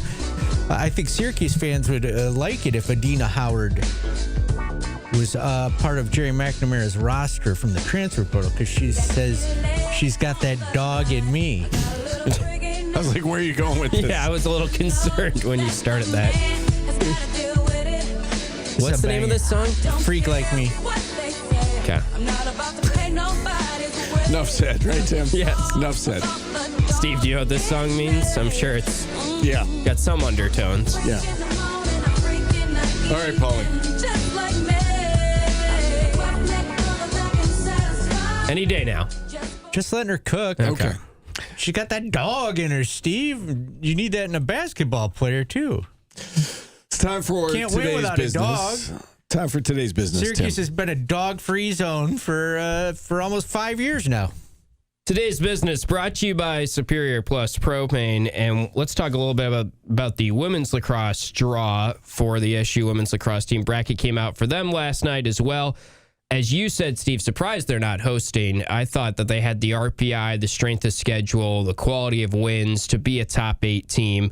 I do think they got a decent first-round matchup here. It's a Loyola team that they beat pretty easily inside the Dome in the regular season. Beat them 15-7. The interesting thing about Loyola's stats, they are number 1 in the country in draw control win percentage. Syracuse has really struggled on the draw controls, and they've been experimenting all season to try and improve that. That being said, SU actually fared pretty well when you consider the team stats in the draw controls against Loyola in the regular season. Loyola won 14-10 in the draw. So I think Syracuse would sign up for that type of performance again. The game will be in Annapolis.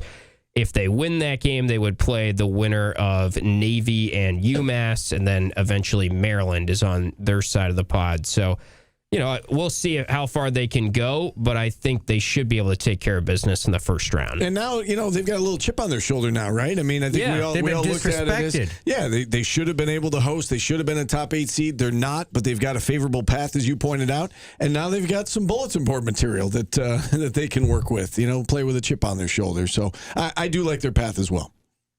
I think we got a phone call on today's business. All right, let's go to Vito quickly and Clay. Vito, what's going on? Hey, guys. Yeah, so a little lacrosse real quick with Tim. Tim, I really enjoy your broadcast, by the way. You Thanks, and the Vito. guy are great together. So when I'm in the car, I really enjoy it. Let me ask you this. I remember one play in particular against North Carolina, and the goalie was upset about it. That one where he overshot his guy running up the right side.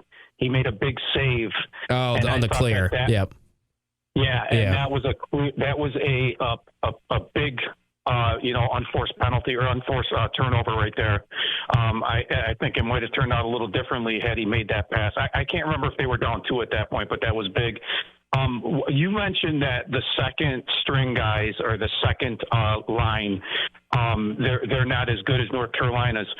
Are they missing out on? Is North Carolina? I haven't paid attention to recruiting with lacrosse. Are they a big competitor with recruits? Are they last option for down to the last ones, and it's Syracuse, UNC, and a lot of these guys? So honestly, Vito, I think that UNC is going to win out on a lot of recruits because Gary Gate has told us on the lacrosse radio show, UNC has 28 scholarships to give away. Syracuse has 12. And that's the big thing in lacrosse right now. So obviously, I'm not here to just make excuses for them, but I do think that Syracuse has a lot going for them, playing inside the dome and the prestige and the brand of the program.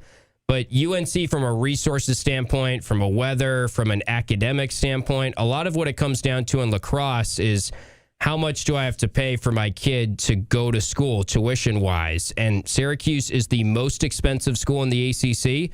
And I would be the first to tell you Syracuse is a great academic school. I went there, so I'm going to boast about it. But it's probably the worst academic school of the 5 in the ACC, which that's just because it's Duke, Notre Dame, Virginia, and UNC. So it's the most expensive, and it's maybe not the best school academically, and it's not the best weather situation. So I think that's what we got to keep in mind when we're criticizing the coaching staff is they're in a tough spot to recruit. All right, Vito. Another quick question. How does NIL factor in lacrosse, if at all? You can raise a little bit of NIL, and I think UNC has some NIL, but it's not a huge factor point. It's more the scholarships. That's why I break 28 scholarships to 12 is a huge difference, and that's what UNC has compared to Syracuse. All right, we've got John Galloway waiting for us. Paulie, your kicker. Yeah, the most expensive fast food joints, guys. You know what they are? Expensive. According to Eaters. Does Five Guys count? Chipotle, Dave's Hot Chicken, Shake Shack, Raising Cane's, Chick-fil-A, Five Guys, I thought Chick-fil-A would be on the Starbucks, list, but guess not. Panera, and then we wrap it up with Chick-fil-A. So that's interesting. So Darius, Joshua, and I had an extensive argument as we were on our way back. I forget, we were covering a basketball game somewhere about whether or not Panera was fast food. Yes, it is. And what the definition of fast food is. But there's no drive-through for Panera. So? I don't know. I think that's in part like when There's you no think fast food. They do have drive-through Paneras. They now. do? Yeah. Is that right? Yeah. I did not know The that. Fayetteville Town Center one has it. Huh. How about that? Okay. What side of that argument were you on? Kind of takes forever, though, I would say. I wasn't really on either side. I was just like, it came up during Lent, if you must know, and Darius had given up fast food for Lent. And we were like driving late at night back from a basketball game, and I was like, well, can we stop at Panera? And then we had this whole debate about whether or not it was okay for him to have Panera during Lent. So that's why it came up. We determined that it was fast food by the end of the conversation. If he ate it, he sinned. Well, take it. We didn't. We ended up stopping at a grocery store. Back with John Galloway on the other side. You're listening to Orange Nation on ESPN Radio.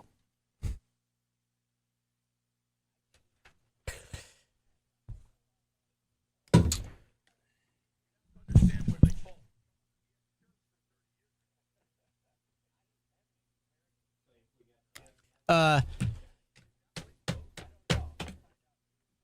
like Panera. I like that steak sandwich with the horsey type sauce. I usually go turkey sandwich with soup. I go white and creamy. Half a sandwich with soup. I like soup.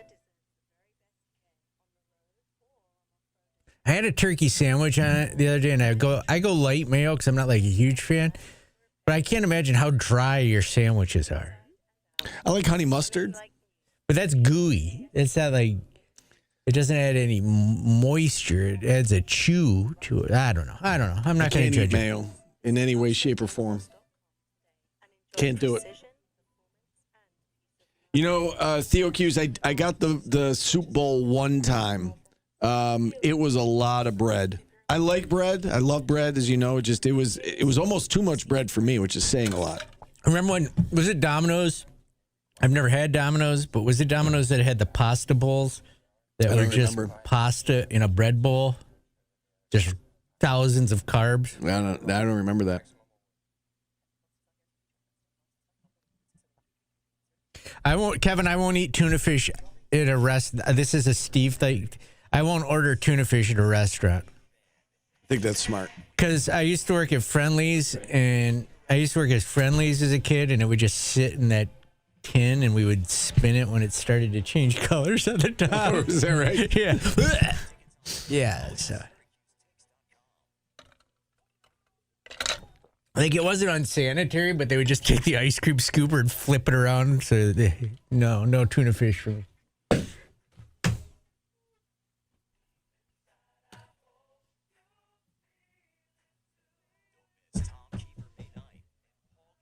I'll make a tuna fish sandwich at home. Tuna melt. You know what I did like at Friendly's when I worked there was their the clam boat. I used to love fried clams. We had liver and onions on the menu too, and like old people would go in and order that. My go-to there, you guys had a super melt that was like a chicken parmesan super melt. Oh yeah, that was good. So good.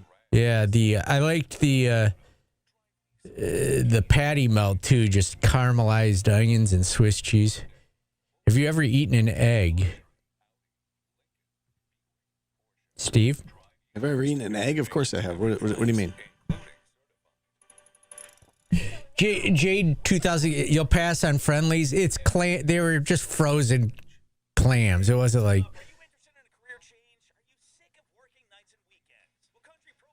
Never had a meal at Friendly's?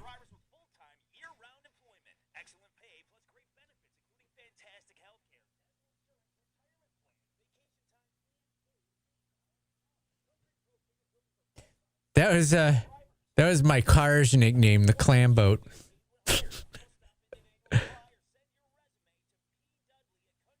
Do I put celery and relish? No, I put celery in it before.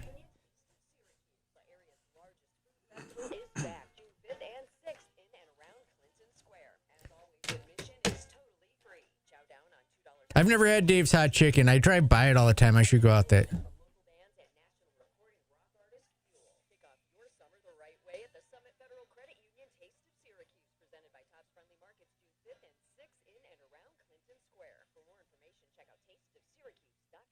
Why so sad? I'm not sad.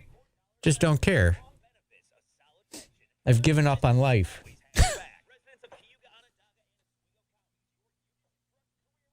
I'm making homemade burgers tonight, Steve. No buns. No carbs for Paulie. Maybe that's why I'm...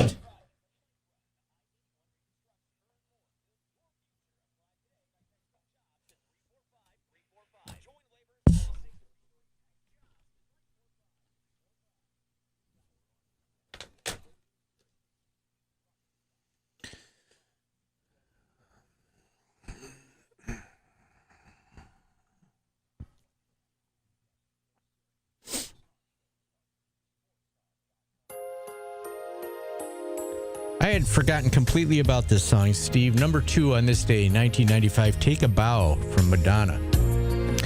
Okay, and with that, we go back to our guest line. If you happen to be watching us at QSportsTalk.com, he's here, our next guest live and in person, as we are joined now by the head coach of the Jacksonville men's lacrosse team, John Galloway, set to make his first appearance in the NCAA tournament as a head coach. John, it is always great catching up with you.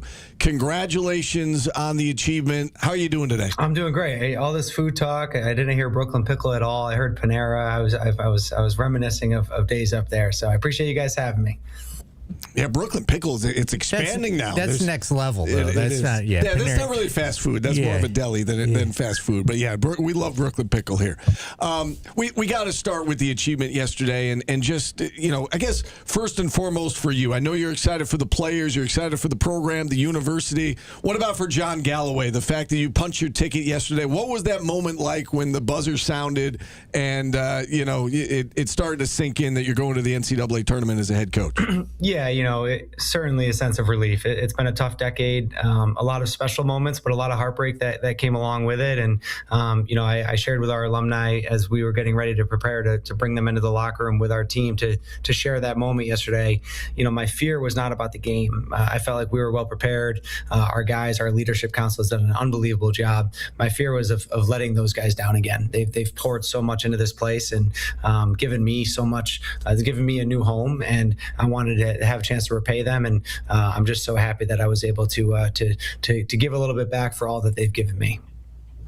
So with as much, pressure and everything that was on the line yesterday, for your guys to respond the way that they did and to come out and it's 9-0 before you can bat an eye, and you're in cruise control the entire way and you end up winning 16-7 and it was never really in doubt yesterday. What does that say about this group, the way that they responded yesterday for you and the program? I just think there was so much outside conversation about not getting over that hump, and I think that's held us back in years past, is constantly talking about, well, what if? And we focus on having great urgency, but matching that with a great amount of gratitude. And you can't be stressed and grateful at the same time. And if we did that, we'd have a lot of joy. And I thought that quarter one was it was a vehicle of joy, the way that we were playing the game. And there was an enthusiasm because they knew that they were ready physically, mentally, emotionally. And we talked all week about just being so grateful for this chance versus being concerned about what if. And, we couldn't control that. We could control our gratitude and our humility. And I thought that showcased in the first quarter and beyond. You took my next question right out of my mouth. I was going to ask you about what the message was, yesterday in the pregame speech, because you've come so close before, and Air Force has been a hurdle that you've had to climb and get over, and you did so yesterday. Can you share with us, maybe specifically right before you guys took the field, what were you reminding your guys of? What was that speech like before you took the field yesterday? Yeah, I shared with our alumni too, that the uniform, before we put it on, we put our uniform on at the same time together in the locker room. I said, this thing is bulletproof. It's bulletproof, built on all of the alumni that have come before you, all of the work that you guys have put into this place, the people that have sacrificed and had to deal with that heartbreak. This uniform is bulletproof, and you don't have to worry about those things anymore. The work is done. Now you get to showcase your talent. We talked about, history is told in text, but we got to make it right now. It wasn't going to be given to us, and we wanted to play downhill. And I felt like in the first quarter we did that. And again, I wanted our guys to go out there with a sense of confidence and belief, because they have poured into this in a way that maybe I haven't seen in a team previous that I've been associated with. So they earned that moment yesterday, and now they, the best thing of doing is getting to do again, and we get to do it again on Wednesday. 10-5 on the year, and you look at those 5 losses, and a lot of close games to really good teams. You lost to Rutgers in overtime. You lost to North Carolina by 1, and Syracuse fans know all about North Carolina. The Oranges lost to Carolina twice this year, and that was a great game. You've played Duke. You guys have really challenged yourself out of conference. Lost in overtime to Navy.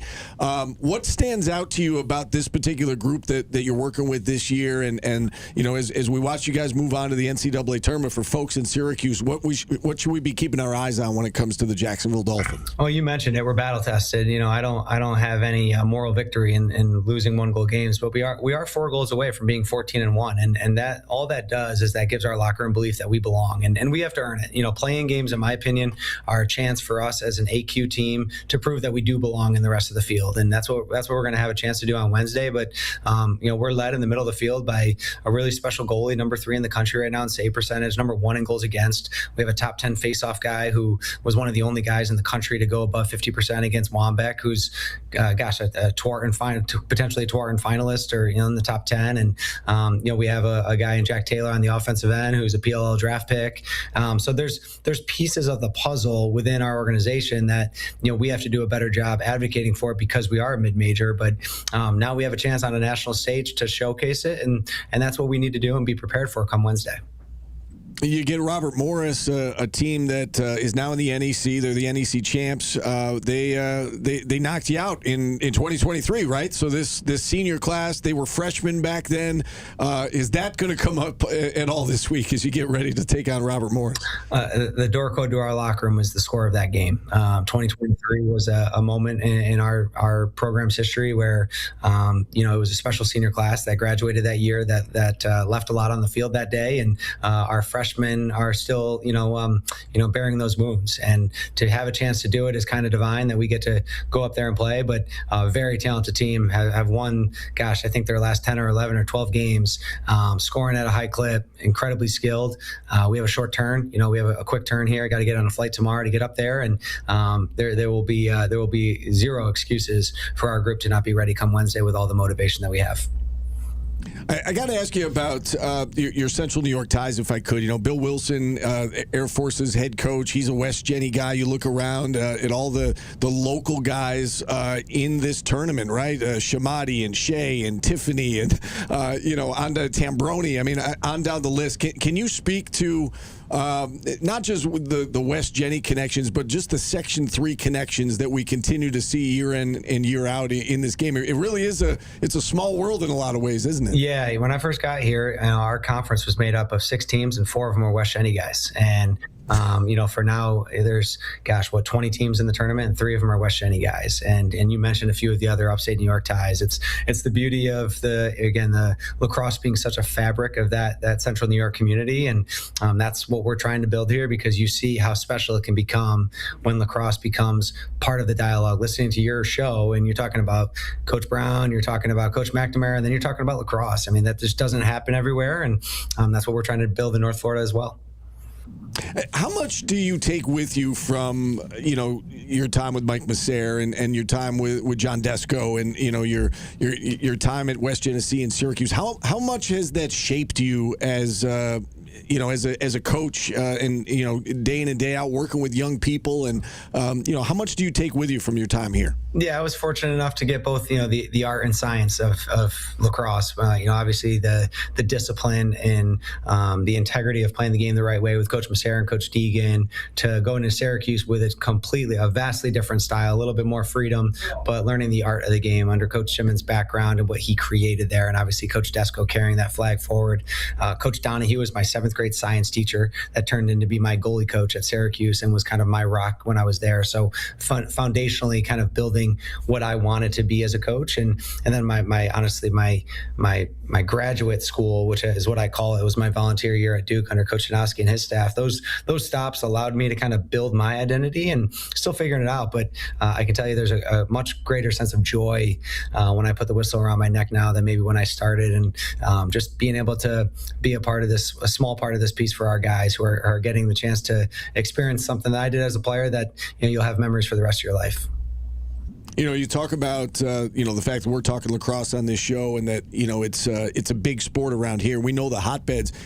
Lacrosse has become a big sport nationwide. And you talk about growing the game and all the parity. I mean, we were talking the other day on this show, John, that, there's probably 10, 12 teams that could make a, legitimate run to a national title this year. In terms of the health of the game and the parity of the game, is this the strongest it's ever been in that respect? I think so. I mean, the dialogue last night about just who was going to make the tournament, the fact that obviously, Duke is on the bubble and, could make a run to the national championship game, and Maryland is packing their lockers right now. I mean, that in itself tells you the story of our sport right now. And I know there's probably a lot of emotion that comes with, teams like us that get an AQ and maybe take a spot from those places, but it allows places like this to dream and then build and have evidence of what could be. So, I'm sure there's some people at some schools right now that wish that they were in and maybe don't think some some mid-majors deserve it, but what it does is it paints a picture for some kid in Alabama. We have a freshman of the year in our conference who's from Alabama on our team, and now all of a sudden he believes he does have a home and he does have a place to go play for championships. So I think in that sense, the sport is in a really healthy place.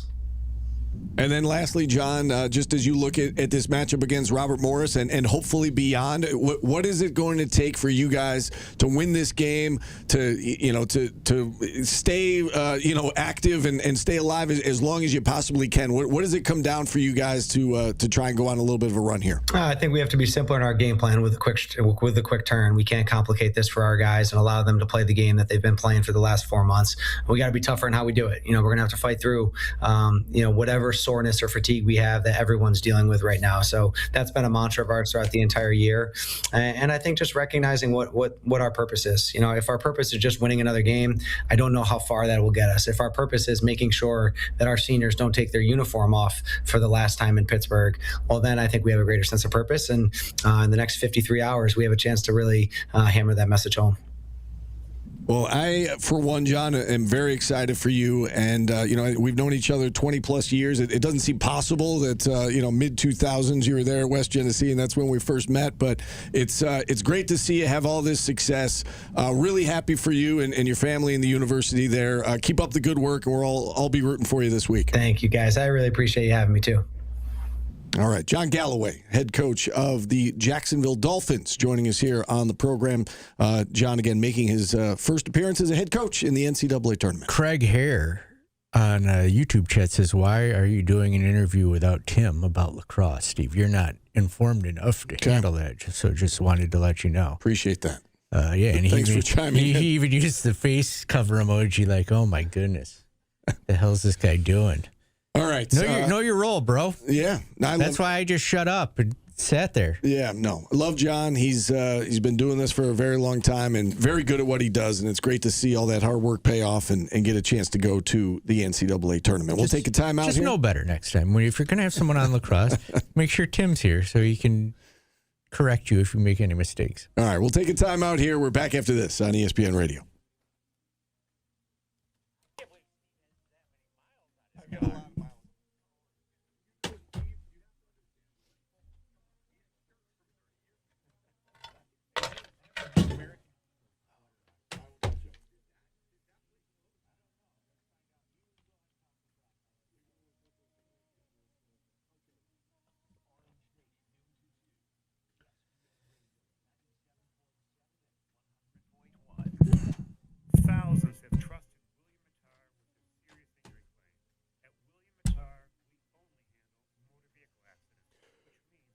Ryan, no, never played lacrosse. My son played lacrosse. I did not play lacrosse. Thanks, Kev.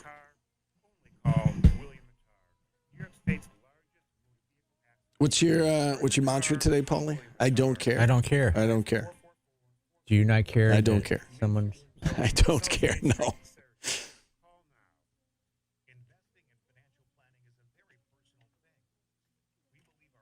Oh, got one. Bang. What do you got? 1987. Ooh, that was a big year in SU sports, as we discussed. Oh, that's awesome, Gavendo. Good for you. And him. Yeah.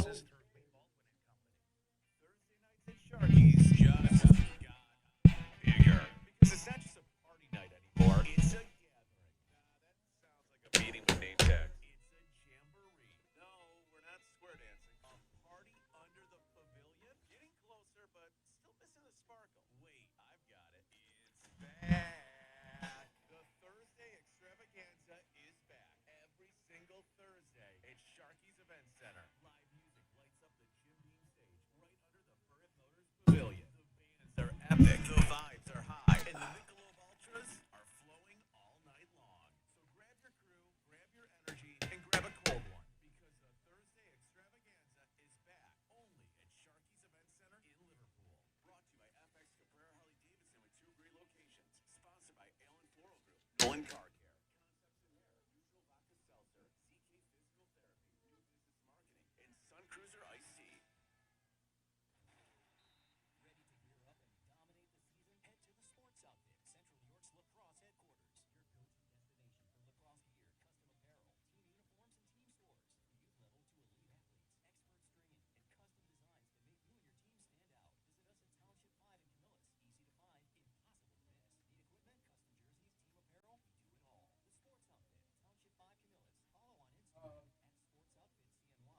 don't have a giant goiter of a zit like you did, but I have a cut on the tip of my nose, and I don't know where it came from.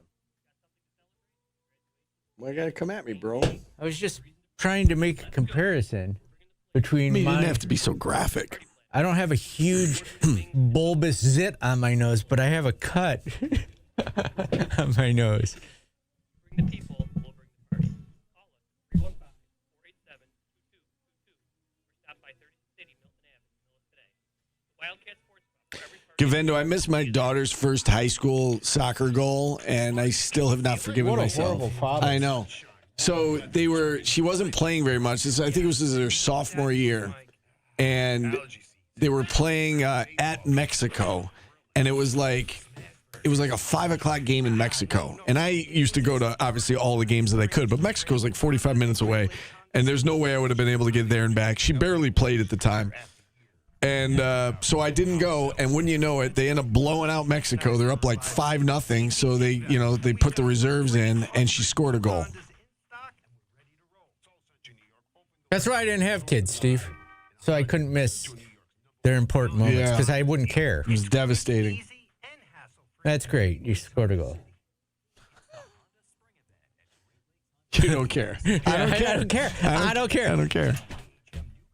By the time I was a kid, like a teenager, my parents had that attitude. Yeah. You got drunk last night? I don't care. I've had 7 others. You can't do anything to shock me, kid. You made a basket in your CYO game? Good for you. Good for you. Maybe if you were good enough to make a high school team, I'd give a crap. That was my parents. That's harsh. That's harsh.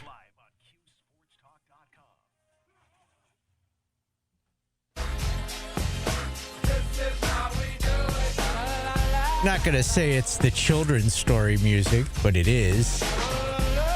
It is. Which is a better song than this, but this is a #1 song. This is how we do it. Montel Jordan, 95. May the 4th. You a big Star Wars guy, Steve? I've told you this before. I watched the 3 originals. I like them. I have a lot of Star Wars figurines, which I shared with you. But since those 3, I haven't seen any of the movies since then. May the 4th. Yeah. I was going to go over to the most, but I couldn't motivate myself this weekend to do anything. Did you end up going to the Del Lago? No, you didn't? No 80s? Oh, hold on. I suck. No 80s party? No, I just stayed home. So the I don't care attitude apparently started on Friday. It started Friday. Yeah. He's carried it through the weekend. I went to, the chat on Friday is what kicked off my I don't care. And I went to the gym, and I was just exhausted after it. I just kind of was lazy. I cleaned my house all weekend, did some laundry, came here. I was just, I don't care. I don't care. You a big Star Wars guy? No, I did watch the first 3 during COVID because I was like, this is a major blind spot and I need to watch it. But I didn't get into them to the point to keep watching. I enjoyed them, and I think they're obviously cinematic masterpieces for their time. But if I had to rank the top 3, because I'm a nerd, and I'm going to, because I don't care. Oh, I can't wait. I can't wait to hear this. Rogue One. Empire Strikes Back. Did see that one. And then the original. Okay. Top 3, not top 5 this time. All right. The new ones are good. Do you like I've seen, I don't even know the names of them, but. Yeah, the new ones are decent. They're good. Yeah. So for somebody who hasn't seen Rogue One, your favorite one on that, what makes it so good? What makes it better than the original 3? It was the prequel to the original, the one right before, and it was great. It was well done. It was fun. It was unlike any of the other Star Wars movies. Was that the one that was released 4th? Like with the original 3, and then was that the next one that came out? It was released 6th. I know I got to do it. So 3, 6, 8th. Oh, 8th, wow. Yeah. Okay. All right. Okay. I'll take your word for it. Should I watch it? Like, I won't be lost then, right? Because I'll know the characters if I saw the original 3. No one knows any of the spoiler alert, all the characters from Rogue One die. Oh, God. Rogue One. No need to watch it now. I already know. Well, no, you Spoiled knew the whole thing. No, but you knew it going in. It's how so in Star Wars, how they get the plans to the Death Star? Yeah. It's how they got the plans to the Death Star is what Rogue One is about. It's very good. Okay. Well, that's what I'm saying. Will I enjoy it without having seen the other new ones? Yeah. This leads you into the original Star Wars movie, and it's awesome. Gotcha. It may be. I always say the Indiana Jones in the Temple of Doom is the best opening scene in cinema. It's so exciting. Yeah. And the end of Rogue One might be the best, most exciting final scene that just doesn't end because it's weird. It's super exciting, and then you're like, oh my God, and it's just goes right into the start of Star Wars. That's cool. All right. I may have to watch it. Have you seen that one, Tim? I have not. No. Okay. All right. I don't think so.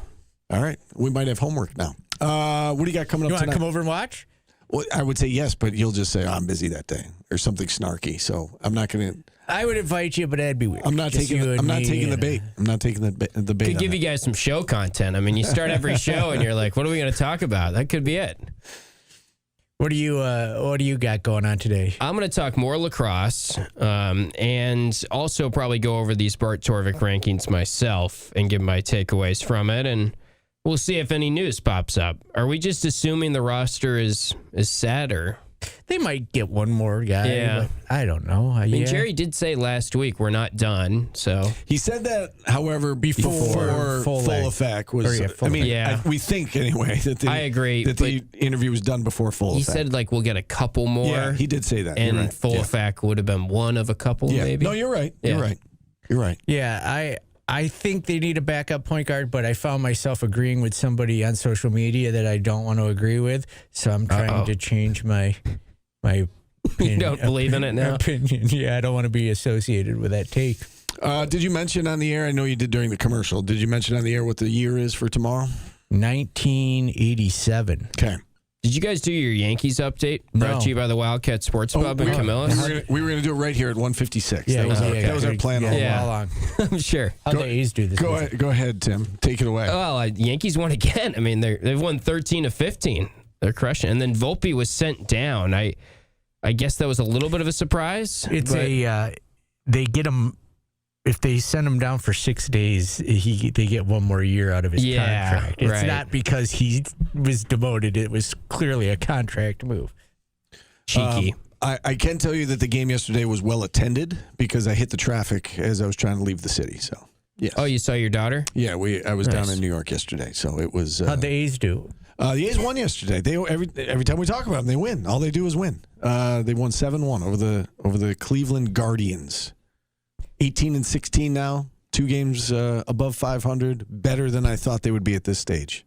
I will end today's May the 4th show with this. Our listeners in the chat on both social media, both platforms, QSportsTalk.com, YouTube, are a wretched hive of scum and villainy. What a way to end it.